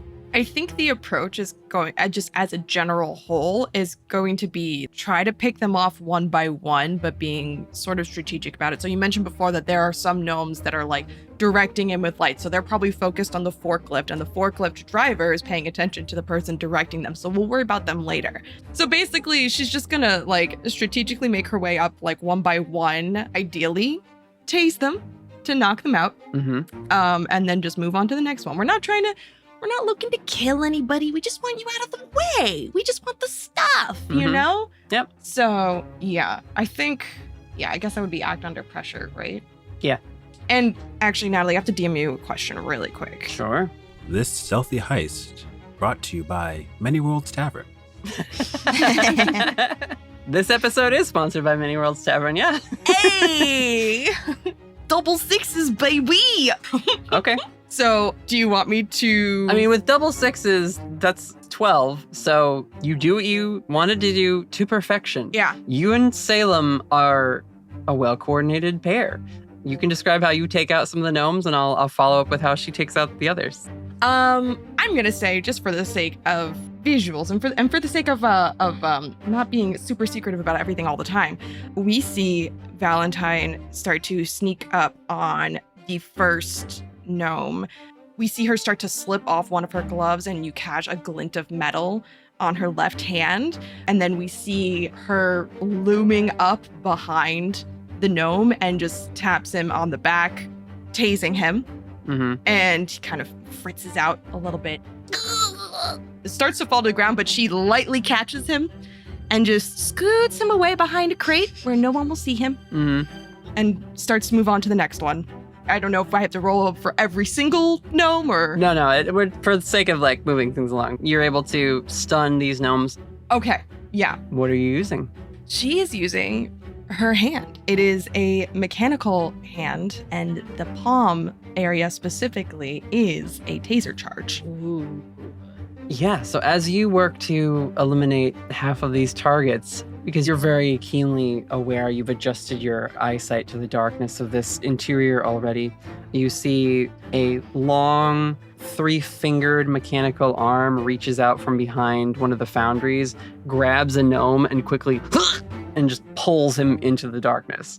And we see the little light baton he was holding sort of rolls out. And then the gnome over by the keypad is starting to look around, getting nervous and hearing the commotion outside. And from above, 2 of these long mechanical, spindly, spidery type arms reach down, pick him up, and just he's pulled away and vanishes. For one of the gnomes that she stuns, I feel like one of them is also looking around wildly, and she does the taps them on one shoulder so that they look the opposite direction and then just tases them on the opposite arm type of deal. I love that. Yeah, and the last gnome, who is again the forklift driver, is coming around the corner and starting to load the thing into the vault, calls out "Are we good? Am I in the ramp? Did I make it?" And no one answers. Oh. You just hear as one of the gnomes is at the wind knocked out of him and is struggling to get to his feet. Can't. You can see a little lump forming on the top of his head as his red cap falls off. And the forklift driver is "What's going on?" And landing on top of the forklift is Dr. Salem. And we see those curled up mechanical things on her back extend out to form the arms. One reaches under and grabs the gnome driving the forklift and just tosses him, crashes into some of the work tables. The other reaches down and pulls the reverse on the forklift, so it just starts backing away from the entrance to the vault. And she stands and walks down the windshield, front hood, bumper off, and strolls with you up towards the opening to the vault. And she gives you a little nod and gestures. After you. Oh, if you insist. And she's just gonna stride on in there and have herself a little shopping spree as she starts gathering up various gems and artifacts that they need for her. Could you act under pressure one more time? Oh, fuck yeah, let's go. This is what I get for my hubris. 4. Ooh. Yes. You step into the vault, having been told after you, and immediately are hit with a stunning blast of extra security that the gnomes had installed. It shoots up from the floor. You will take 2 harm from this. That seems incredibly fair. Ouch. We see Victoria observes this, then 2 more mechanical arms extend from her shoulder blades. They grip the edges of the vault, and she sort of is lifted by her back shoulder blades and floats forward, not touching the ground of the inside of the vault. She sort of just drifts past over you, feet dangling, and she gives a little apologetic, "Sorry, just had to be sure." You owe me a drink for that. You rushed in. I thought you'd be more careful. You threw the gnomes around. I don't want to hear it. And she's just going to get up and dust herself off. Yeah, it seems like it was a one and done kind of a trap, but Victoria's still going to just keep floating in the air as long as she can. Are we sure about that? Are we sure? The trap? Yeah. Do you want to investigate it? Kind of, yeah. Yeah, go for it. I don't trust nothing. Sure. Okay. That's a 7. Okay. I guess it's either what happened here or what is being concealed here. She's looking to see if it's still active. Sure. You have experience with trapped vaults and things. You're an experienced cat burglar. You just got caught up in the moment. I was having too much fun. Too much fun. The plan's going really well. You got a little ahead of yourself. Yeah. But you do see there's a panel that some gnome should have been there to hold and press to deactivate it had the gnomes been the ones going in. But because they weren't, it triggered the plate on the first couple feet of the vault. But once you're inside, there are no more traps to be had because most of the gnomish defenses are on the outside. And you sort of glance back at the clockwork door, which is just a mass of myriad gears and things, that had been undone at this point. But you look at it going oh, you'd never be able to lockpick that. That's crazy. Okay, so then I can continue further in without worry. You can continue further in. Okay. Victoria is just being very dramatic at this point. All right, cool. She's got 2 hands now, kind of walking her on the ceiling as the others sort of reach throughout the vault and pick up random things off shelves or opening drawers, shaking them open. Lots of gems and other precious spell component materials are here. Yeah. But I will turn it to you. What artifice is here that you and Victoria can discover to try and steal? What sort of artifice? Oh shit, Natalie. Oh god. I think I need to ask you for a little more detail on what artifice means to you, because my brain keeps going back to D&D, and I don't know if that's applicable or not. Sure, but like, what are you specifically wondering about? I've just never heard of something referred to as an artifice. So like that's where my brain is getting confused. Okay. Like give me like an example of an artifice. Consider then any kind of like little clockwork steampunk device. Okay. But it also happens to be magical. It's instilled with magic. It's magical tech. Okay. It's a device that maybe from looking at it, you'd be like, well, that couldn't do X, Y, Z. But because it is magical and powered by the elements of alchemy or just drawing on natural energy sources sort of thing, is able to achieve more than like an actual little brass wind-up toy would be able to, that kind of thing. It's the reason that like your mechanical hand can hold and house so many different effects, despite really looking like a prosthetic hand and there not being that much space in there to house that many things. Or why like Shred, your gang member friend outside, can actually have his arm expand into a chainsaw blade like a transformer, even though that technically shouldn't fit or be able to exist within that space. Fucking Shred. He has a real name, but it's more fun to call him by his gang name. No. That's funny. I love it. Watch his name actually be like fucking Edward or some shit. Oh my god, his name is Eddie Moore. How did you do that? Wait, shut the fuck up. It's in my notes. Well, I just imagined her calling him Shredward, and it was just really funny. Anyway. Oh no, Shreddy Wow. Eddie. That's really terrible. I love it so much. Here, Oh, I'll tell God. you what. You take a minute to think about what you might be discovering in this vault. Let's return back to outside the guild hall, where, again, Shred and some of the other gang members, Ops is the name of the woman with the like lens array for a face, and Anton Romano is the name of the gentleman with the like large stomping crushing legs. Then there's a bunch of other like nameless goons who are here with also other different augmentations going around and causing a bunch of mayhem. And essentially they're trying to commandeer the forklifts. They're cutting open the like wooden crates to steal any really particularly special gems. And the poor little gnomes are running about. They can't handle it. Hunters, what's going on? Do you have a dramatic entrance? What's up? Yeah, we could do that. So the blades come out and he's like, oh, I guess what was his line? How do you want to do this? He was like, there's two ways we can do this. And when the gnomes got all defensive, I'll say he goes, let's go, gearheads. Time to earn an upgrade or two. And he just fucking starts screeching metal across metal as he tears into the delivery truck. Because I really just like the idea of starting this off with a water balloon filled with dark black ink or oil or something just drops onto like either his face or the woman who's got like the supervisor across her face, because that would be pretty effective targeting wise. Sure. But just like a really nice counteract to their scene of, yeah, let's get him, splat. Okay, sure. So do you want to throw it at Shred or do you want to throw it at Ops, the woman with the visors? No, we'll take out the leader. It's just so much funnier if it's the leader directly. Okay. So yeah, a water balloon filled with black ink or acrylic paint just splatters across this guy's face. And he's like, what the fuck is this? They've been slimed. Raven, Aiden, my birds in the sky, get down on them. Let's go, go, go. I've had an idea for dramatic entrance, and I love that you said that. Let's go. Thanks. I want to have Raven channel one of like the bird spirits for just a moment so she can jump down from a high place and basically use like the wings to soften her landing and like kind of do a superhero landing, but like softer. Do you want to pick the bird spirit or do you just not want to get that detailed? I'm not super picky, just something with wings that will allow her to land from a high place without hurting herself. I mean, we established in the season 2 finale that the storm spirit's like cloak can become wings for you.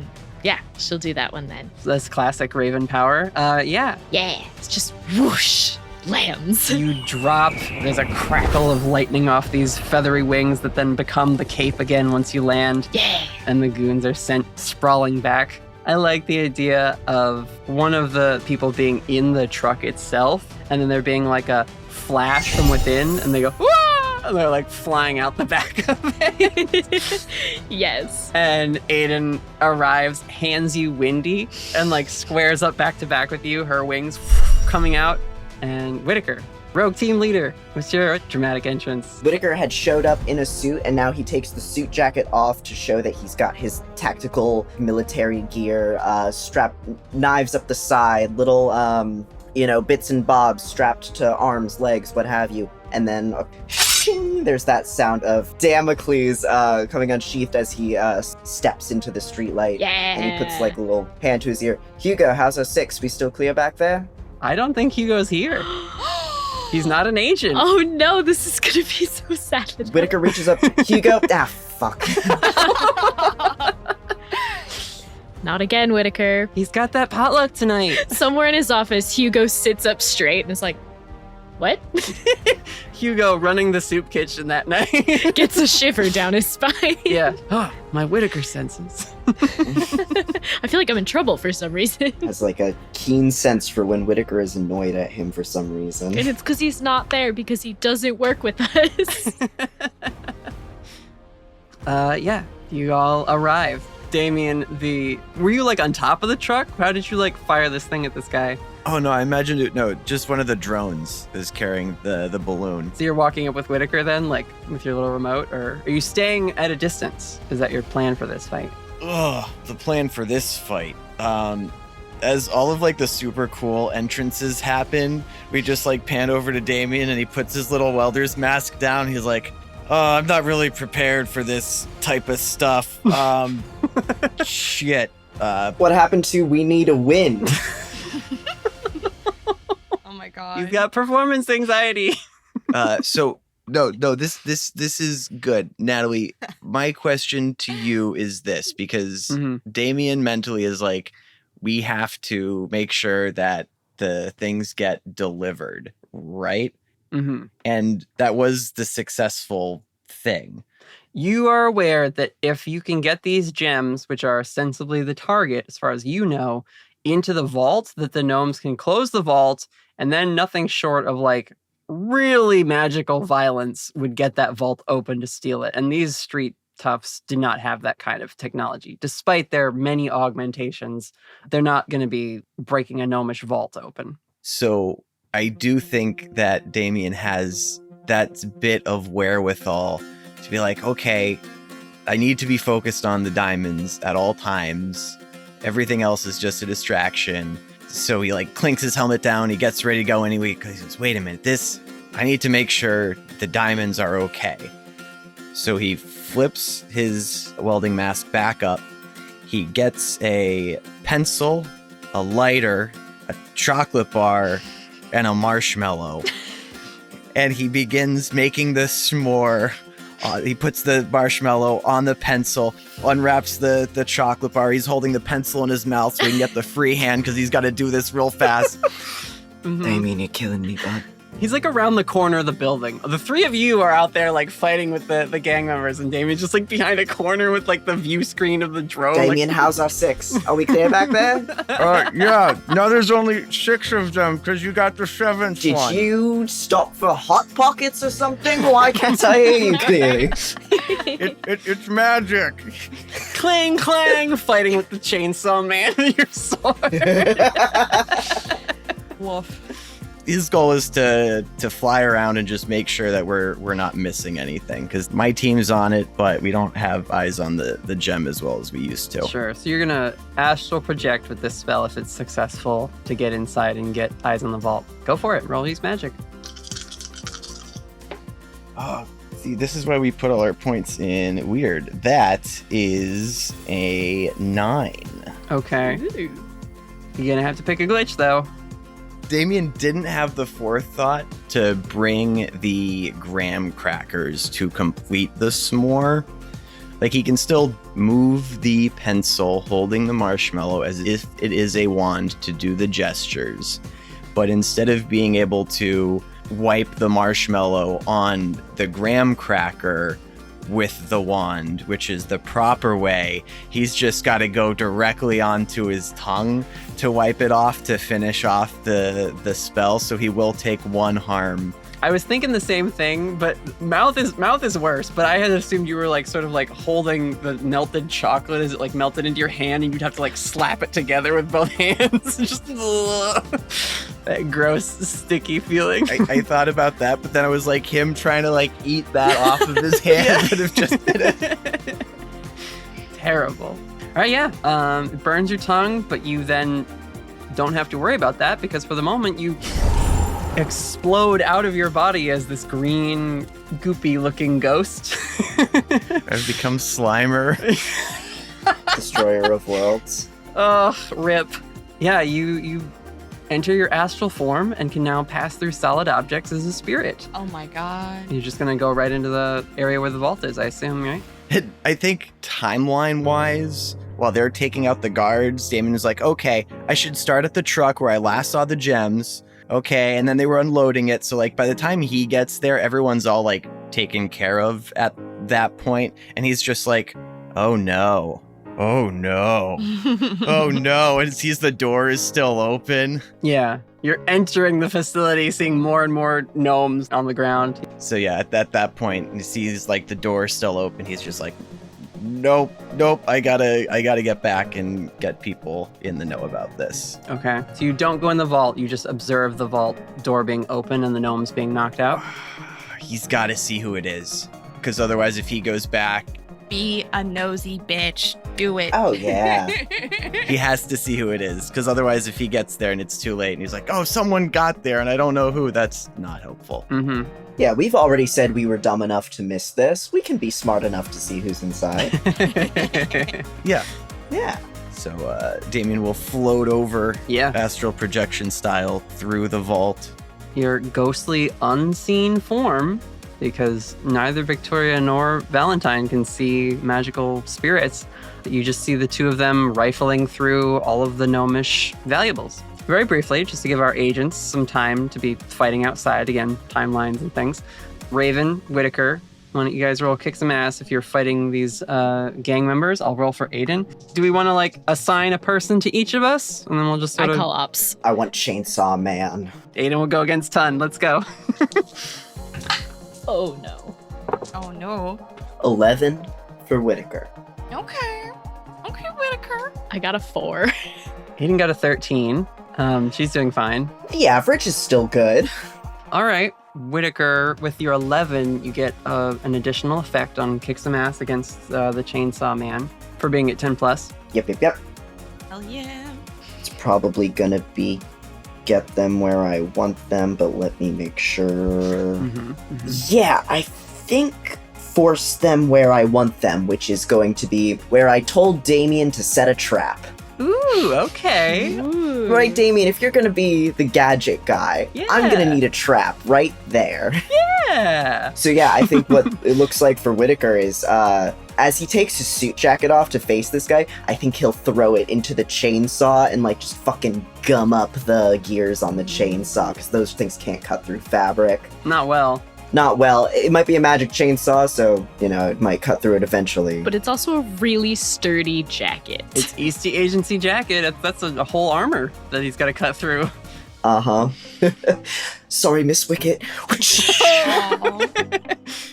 Okay, so you throw this jacket at this guy. He swipes it. It obviously catches in the first chainsaw. You see his other arm like expand into a second one. So while he's like trying to shake that one off, he'll change his stance and come at you with a lunge with the other chainsaw. But if you have a trap set up and you're leading him to it, what kind of trap is it, Damien? Damien argued for a gasoline and fire-based trap, but that was quickly and heavily vetoed.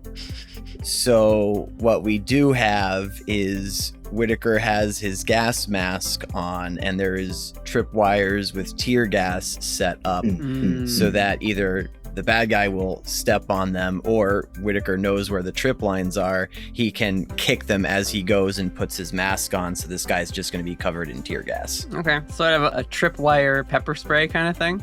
Yeah. Sure. I mean, we could have gone with the burning alive, but I felt like this toned it down. Well, Yeah, between burning alive or tear gas. It's a toss-up. my idea was a glue net. We could Scooby-Doo it. We could absolutely do the crane that drops the nice net down. We do like a big sheet of flypaper.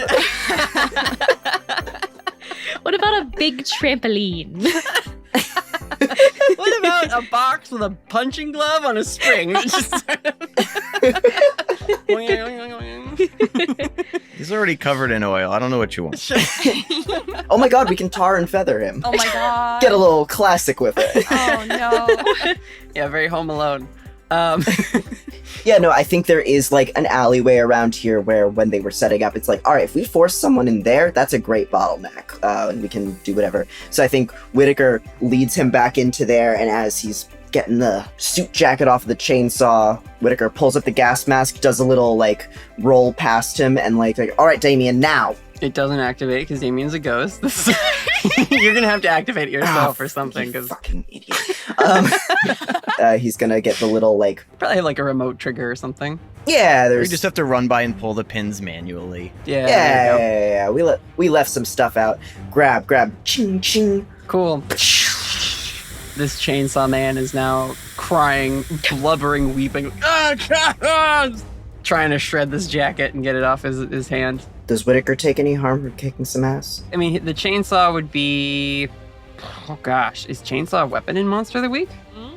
Good question. It'd probably be 3 harm because a sword is 3, Sure. and like a chainsaw is just a different kind of sword weapon. A chainsaw is a different kind of sword. What is a chainsaw if not many small swords moving very quickly? So yeah, you can reduce 3 however you can. Yep. The chainsaw man emerges from the smoke just wildly thrashing, and that's what catches you off guard. Mm-hmm. We will quickly jump to Aiden. The member called Tun jumps into the air higher than he should be able to, and then when he comes down, she dodges out of the way, but his foot cracks down on the pavement. It makes 1 impact crater, and then pistons in his like lower leg sort of shoot up and fire down again, and a second larger impact crater sends a second shockwave into the ground where he had landed as sort of a like 1-2 had it made contact. But with her 13, You can take no harm. yeah, Aiden just is not going to take any harm from this attack. She fully gets out of the way and just throws a kick of her own, kind of barrel rolls in the air, does a spinning kick and gets him on the side of the head, and then like continues to take her momentum, like force it down. So she like drives his face down into the ground with this kick. It's just like a corkscrew kick in the air, her wings, keeping her aloft through more of it than she should be able to. It's very anime. I like it. Yeah. But now, Raven, we will jump over to you as you take on Ops. Mm-hmm. You got a 4, so you're going to get your ass kicked instead. What do you attempt? Since she still got the Storm Spirit cloak on, I think she was going to try and rely on like the electricity powers. Mm-hmm. Her plan was to start sparring with this person and try to just hand-to-hand combat them. But she rolled a 4, so it's not going well. So what happens is as you run up, just running with the cloak, Wendy by your side, and you go to like try to throw an attack or a punch or two, and the woman just sort of adjusts a dial on the side of her like front half of her face, adjusts the thing, hits a button, and a like flashbang just goes off immediately Oh, shit. from one of the lenses. So you get blinded and sort of deafened for a second. Mhm. And then you feel bang, punch in the side of the face, bang, punch to your gut. She's just laying into you while you're disoriented right now. So you'll take 2 harm. No, it's like a harm. She's just a person punching you. Like I don't want to scale the damage for no reason. So you probably can like avoid the harm, but we'll say you're like, taking punches.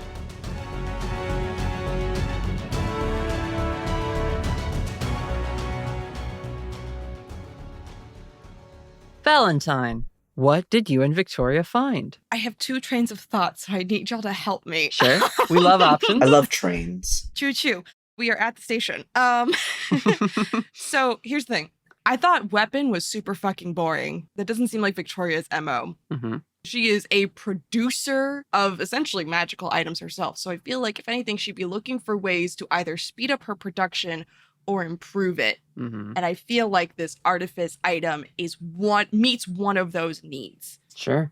I mean, there are these magical gems. The way my brain was making this logic happen was that, like, gems can be used to temporarily upgrade augmentations, but maybe the artifice helps to make them longer lasting. Mm-hmm. Or essentially, scanner and 3D printers, she can duplicate her augmentations much more quickly and effectively. Ooh. So, like, that's where my brain went. Thoughts, opinions, suggestions. So like a magical replicator? Yeah, basically, as one potential idea. Power sources are always good. Yeah. Matter conversion. Yeah, it could be a literal like alchemical device of some kind. Yeah. Well, Philosopher's Stone. Oh. Like, it doesn't do lead to gold, but it does like tree to bronze, and that's not bad, you know? It could do lead to gold. Just don't try to make a human with it. Heh. Have to make that joke once. I do kind of like Philosopher's Stone. I'm also kind of digging that. Or some version of that. Mm-hmm. Or something that just makes the matter more malleable. Here's what we'll do. Since we didn't get this clue earlier when Damien lost the component cellar, We'll have to keep bringing that up. Oh. what you find is a similar looking strange crystal. Oh. Nice. And it is, it's pulsing weakly. I should have picked a color for these, and I didn't. What color do you want it to be? Make them green. Green? Sure, it can be green. Why not? All right, yeah. Sort of like light, we'll say like a seafoam green, this one is. Ooh. And as Salem is turning over the different drawers and things, she pauses when she gets to this one. It's like under like a bell jar kind of a, thing. Just sort of suspended on the little disc, the way you can get those like novelty items that make a thing sort of just float and turn. This feels very Beauty and the Beast right now, but go on. She removes the like beaker that's been upended over this thing, reaches her hands out, and little like crackles of green energy spark to her fingertips. Doesn't seem to hurt her, but it's like reacting to her presence. Right. She's like, There you are, a treasure amongst common trinkets. Val goes over to join her, not fully understanding how important this is. mm-hmm. And she just goes, we came all the way here for a slightly bigger rock. Nice. Salem just chuckles beneath her mask. It's all right, Val. You don't have to understand. That's my job. And she will grab the gem, stuff it in her pocket, and using the two arms that have her suspended, they kind of trade places, and she rotates in place, again, hanging like a marionette. And she grabs a handful of other just raw materials in here, finely wrought silver wire and gold plating and other just like things that would be harder to come by, and just starts stuffing them in a bag. And she's like, Might as well take what we can get. Sounds like they're still having a fun time outside. Val is like basically right behind her. And by right behind her, I mean like right below her and gathering up more supplies as well. And I feel like they're like making their way out towards the door. I feel like they've got this kind of shit on lock. Like they've got a timer. They give themselves like a time limit for how long to get stuff and get out while the distraction is happening. yeah. No risky business whatsoever. And as they get closer to the door, I feel like Val will maybe like extend a hand up like, hey, give me a lift, please. Let's get out of here. Like over the plate, the charged plate at the door. Yeah. Sure. Yeah, she'll lower two of her arms and sort of pick you up under the arms and put you outside before she crawls her way out with her mechanical augmentations. Yep. I'm just gonna do like a quick scan around, just making sure that she is all clear to like make her exit and start heading that way if everything's fine. Yeah. Damien, you saw these two stealing stuff from the vault, and you then what? Immediately, as soon as he got, okay, face, outfit, cool, zipped back to his body to report that to everyone else and to get his drone to try to get an eye on them and see if he can land a tracker. Okay. You flash back into your body, just sort of diving through the wall into it. You come to, we have two individuals who just stole items from the vault itself. I'm gonna try to track them. Can anyone spare help? Can you try to stop them? Whitaker asks, hopefully. I'm on it. Currently trying to stop them now. Yes. Thanks, bud. I'll be right there. You're doing great, Damien. Oh. Whitaker checks off give team member encouragement on his team leader checklist. I just rolled protect someone for Aiden. She's gonna fly over to you, Raven, having kicked the person she was fighting into the pavement, and basically go so quickly that she pulls you out of being engaged with ops. Okay. She calls back to Windy, who is still on the ground. You got this, right? And Windy gives a little salute and starts to harry this person with the laser beams with their little wind arrows. Oh, my sweet baby angel. Yeah, as she's flying, holding on to you, she's like, Damien said people are in the vault. You all right? Yeah, I'm good. There we go. Okay, and she's popping her ears and blinking a bunch. Mm-hmm. If you two take care of the vault, Windy and I can handle these folks. Yeah, Aiden flies towards the building, does one quick flash, and then flashes inside just to get through the doors because she's still carrying you, and will set down within the work area as Val and Victoria step out of the vault, and then the two of you land inside. So you can now see the two individuals Damien identified walking out with bags of stuff from the vault, and all the gnomes who've been knocked out. Oh, shit. Whoa. Damien starts describing them on the radio. Mm-hmm. And you're just like, yeah, no, Damien, I can see. No, you don't. I know the black boots, but that's... No, Damien. Fails to mention the giant arms somehow. Somehow, yeah. Somehow skips those. I don't want to be rude. Aiden just takes her earpiece out and chucks it behind her. Oh my god. I can't focus when he's like that. I can't. Oh. Raven double taps hers to turn the volume down. She's done it so many times. She's so used to That's it. so fair. Did we drop down obviously enough that I mean, there was a gold flash when you entered the space because of her teleport, so they have turned and they see us? you both see Raven and Aiden. Yeah, you see Raven and Aiden arrive. We can't. Why is it so easy to slip into that? It's a good ship name. I don't know. I guess. Anyway, you see the two of them appear within the guild. All right, cool. She just calls out to Victoria, company's calling, and she's gonna start trying to do evasive maneuvers to get the fuck out because this is not the first time she's had to run away and it won't be the last. Okay, the two of you are trying to run away. Act under pressure. Mm-hmm. Okay. It's a 9 total. Okay, a glitch. Or rather, a difficult choice. Uh-huh. I think for Raven, between the two of them, she's probably focused on Val, if that helps with your glitch at all. Mm-hmm. So if Raven's gonna pursue either of them, she's like clocked Val. Okay, yeah, you spot the one without the extra appendages and are like, Aiden, you take that one. Sure. I'll take the human. Aiden, could you take the one with all the arms? The big scary one. You take the big scary one. Thanks, Aiden. Kisses. I'm Mwah. scared. I'll take the human who's just running on human legs. You're the best. Yeah, she... Anyway. So Raven's like gearing up to kind of use the cloak to zip towards Val. Sure. Yeah, the two of you split off in different directions, as do Valentine and Dr. Salem. Rude. And yeah, it just naturally goes that like Aiden's gonna take the more monstrous looking one. This time.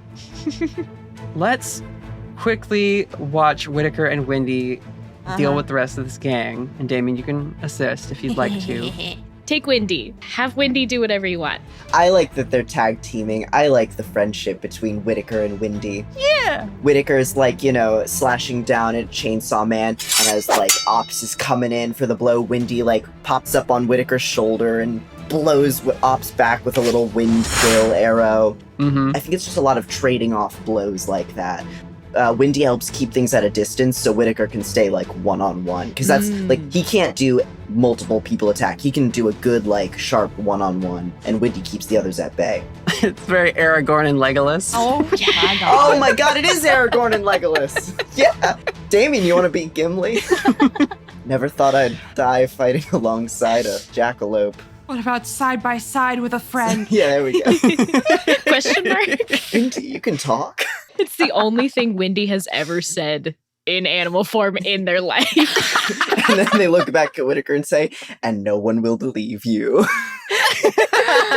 Wow. So my request for this last sequence where you've got the guy who's got the 2 chainsaw arms on both sides, and can I have Damien to be like Gimli and tabletop him? Yeah. So you just have to push him forward because he's so top heavy that if one of the chainsaws goes back, that's a 30, 40, 50 pounds, easier to knock him over that way. Oh, nice. That's fun. So you're gonna body check this guy, flying sideways, or how does this work? You just crouch down behind their knees, and then the other person pushes them backwards, and they can't take the step backwards, so they fall over. Gotcha. Okay, yeah.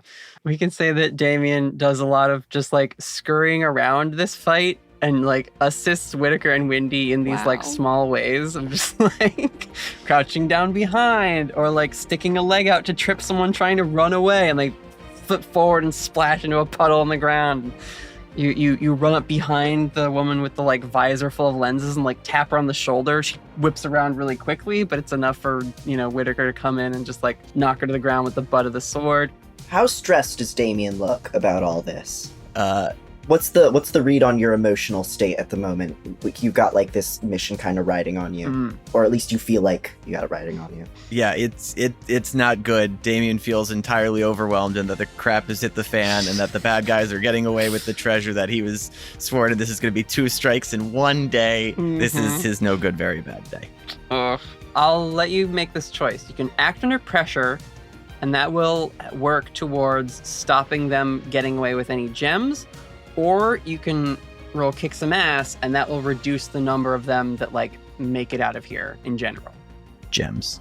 I was about to say, I think Whitaker is initially going for harm, Mm-hmm. and I think he sees that Damien is really stressing out about the gems, and he's like, all right, we're rerouting, all right. Okay, so then both of you act under pressure, and that will help make sure that none of the actual delivery is stolen, Yeah. but you maybe won't apprehend anybody. Perfect. It's an 8 for Whitaker. Oh, wait, I do get a +1 ongoing because I've taken harm during a fight, Ah, but that's still only a 9. sure. And you said this was Act under pressure. act under pressure, which is cool. Hey, Natalie, why don't you hold another one? Okay. But just one more. That means she's got 3 right now. She's holding so many. I'm out of hands. Does that bring you at least to a 7? That's 7, yeah.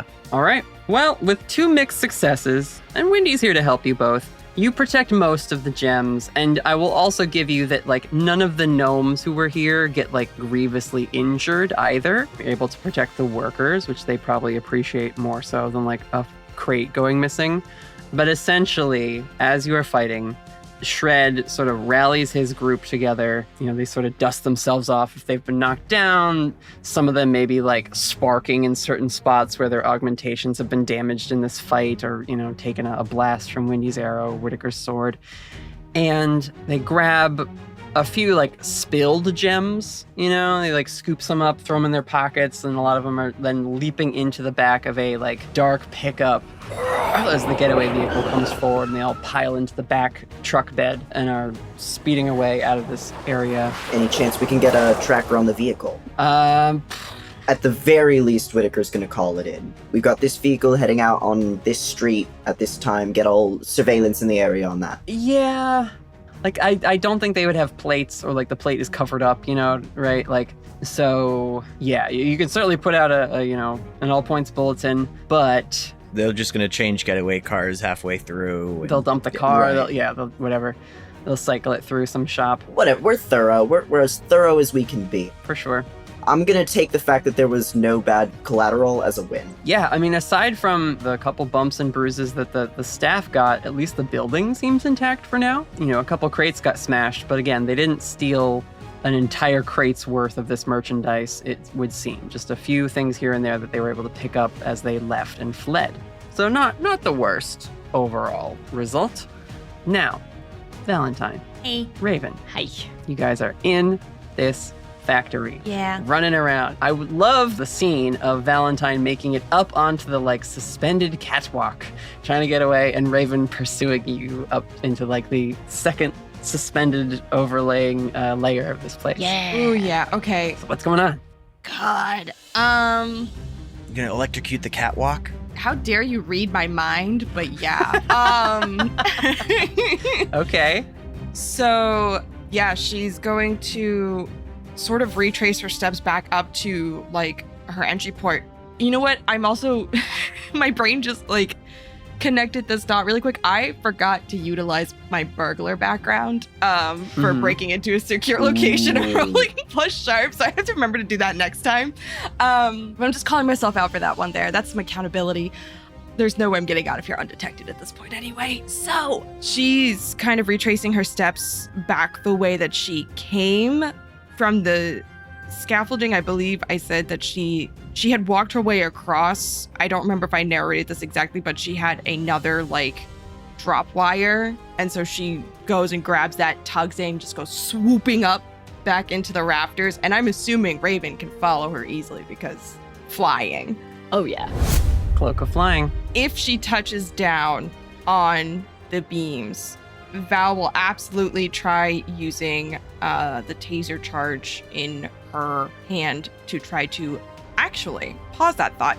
She's gonna whip out the grimoire to get a maybe a stronger charge. And is going to use magic to basically supercharge her taser hand. And try to smack down on an electrocute Raven that way, because now that's more magically focused rather than just random electricity. Sure.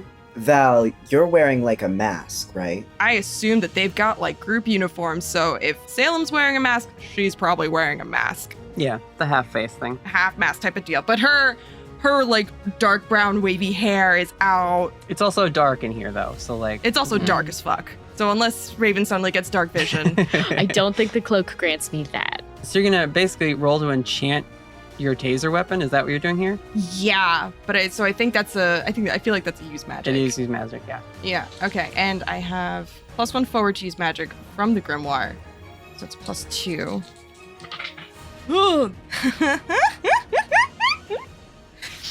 So that's a 6.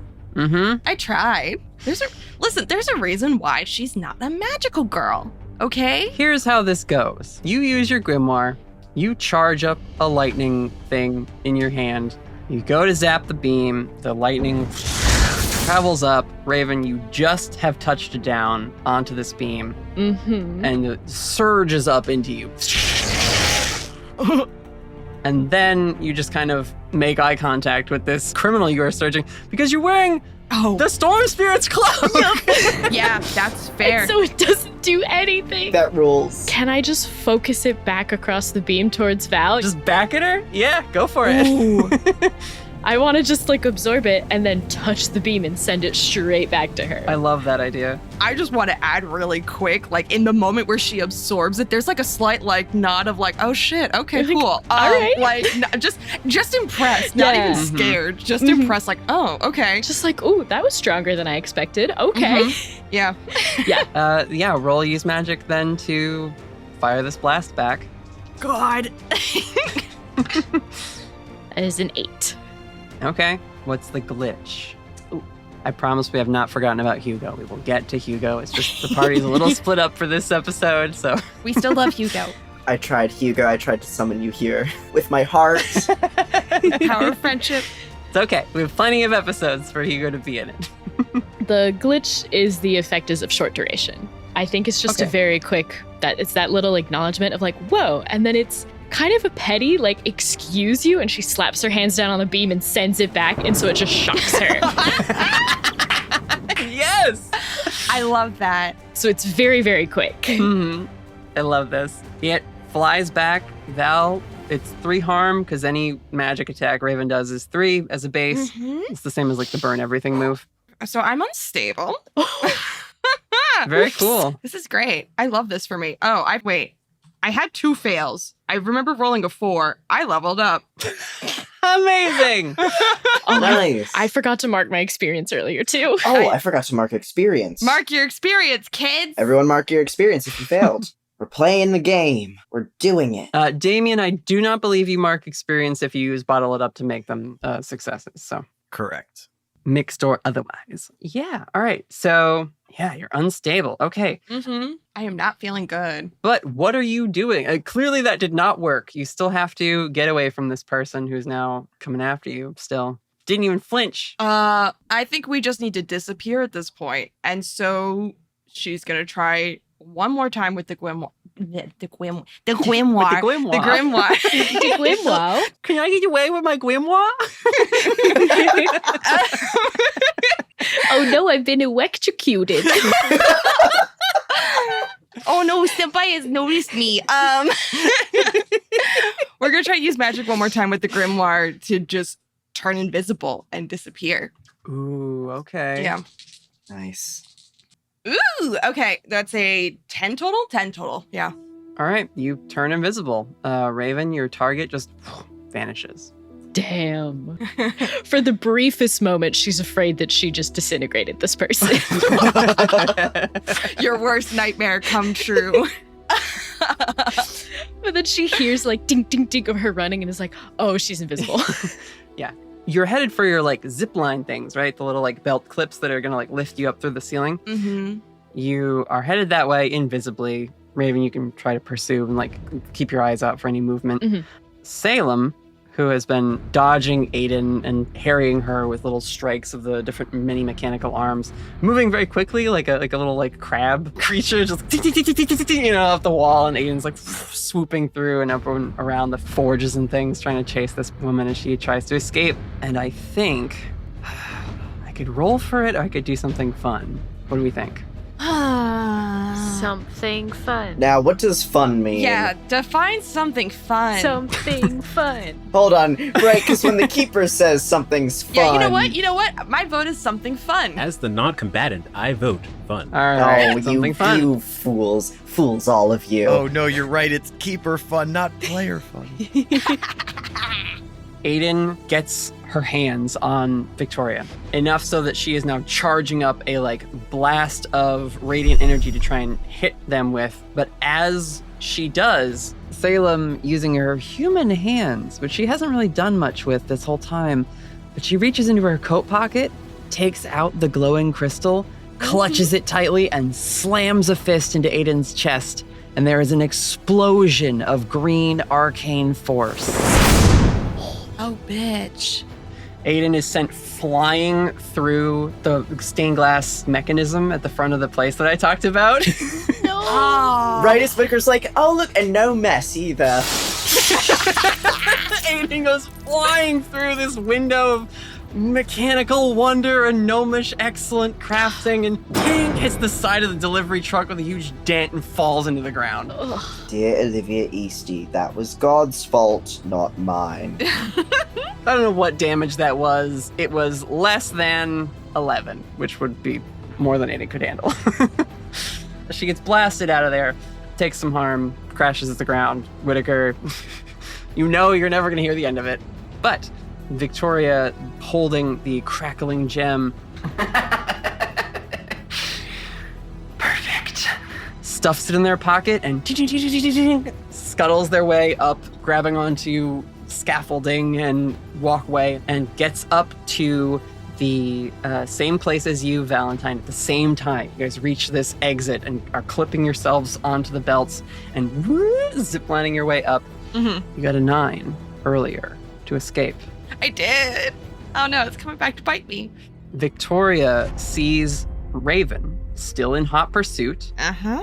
You maybe would have paused for a moment, Raven, of like seeing Aiden go flying, but you know your girlfriend's a tough cookie. Mm-hmm. So you just are like, mission, mission, mission. I can't let Damien down. Here we go.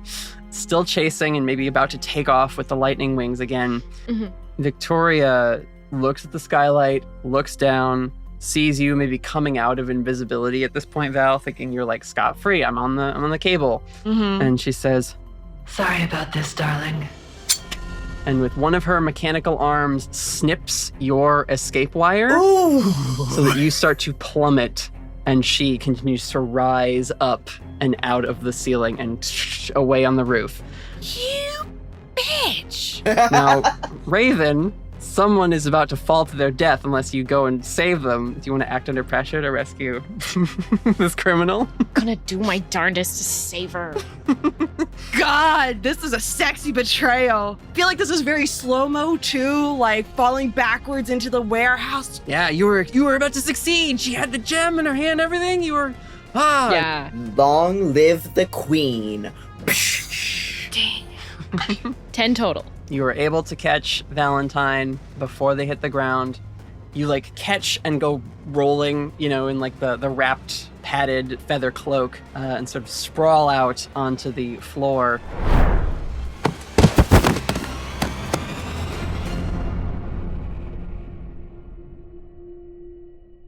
At this point, one of the gnomish workers from the factory has like made it all the way over to a lever on the side and gone, and the lights of the factory have turned on now to help illuminate the scene of what's going on. And Raven, you see the person you have saved as the mask slips down off their face resembles Val, person you met on your camping vacation a year ago. I have a question. Yes. This landing, Mhm. is it like very anime fan servicey where one person's on top of the other? Do you want it to be? You can't say no to that now. Just for the sake of the chaos? Kinda, yeah. Okay. Just for chaos purposes. Sure, yeah. For the drama. I feel like Raven lands on top of Valentine. Yep, of course. And she just looks up at her and she goes, well, if you wanted to get on top of me, you should buy me dinner first. Doors open, Aiden, Whitaker, Damien coming in with the gnome. Raven. That's the person who is stealing the gems. What are you doing, Raven? Right in front of your girlfriend. I described him on the radio. Come on. Raven rolls off of Val so fast. She will try to take that opportunity to bolt, but it's not gonna work. Yeah, you get up to run, and Aiden appears in a gold flash in your path and decks you right in the face. Ooh, how much harm do I take? You're fine. I'm not counting it as harm, but I am going to pull a harm move and say that you're unconscious because you were unstable. Okay, that's cool. Aiden gives a look to Raven to make sure you're okay, then glances down at Val and then back to the group of you, and she points at the big shattered window and says, "That really hurt." Ooh, that's gonna hurt in the morning. Aiden, there's a second one, isn't there? She's gone. She got out. She snipped the line of this one and she almost splattered on the ground before I caught her. Classy. Before we get too much into like the chit chat of post-fight, Hugo, back at the community center. It is the evening. You have come back. You said goodnight to Anya after your date with the food trucks. The protesters have gone. They always leave around sunset and come back in the morning. And we see you basically closing up. What are your plans this evening? See, the smart thing to say would just be sleep. But we're not going to do the smart thing, are we? waiting for you as almost a shadow on the wall at first. And then as you get closer and closer, it sort of forms out of the wall and is a solid, actual individual there. Dr. Aranyukabe tips a little hat to you, and he says, "Mr. Rashad, work this evening?" Can you please just use the door? Someone had already locked up. Work this evening. He will turn and follow you out of the community center, off to do some late night work together. Once you leave, we see in the dark of the community center, watching you go, is Rhea. Oh. She doesn't look particularly perturbed by this or the arrival of Kabe, but she then walks down a hallway to exit out into one of the many garden areas that you described. This one is much more of a simple gravel zone with a few rocks and simple, like, wooden round, basically logs that have been turned into benches and things just sort of arrayed here. And when she comes out, several other figures emerge, dropping from the roof, swinging out from under different awnings and things, and they all line up in formation in this pavilion. And she says, Thank you all for coming. Let's begin class. she begins a class of whispered training with these trainees. And that's where we'll end our session. Dang. Mm-hmm. Dang. Diggity Very dang. cool, very cool. That's not a problem at all. Poor Hugo. Sorry, Hugo. I don't know what you're talking about. Thank you for leaning into my chaos. Yeah, we did it! We're back! Hey! We did it! Season 3! We're so fucking back. It's like you never left. That was great! We will see you next time, adventurers. Take care. Woo woo!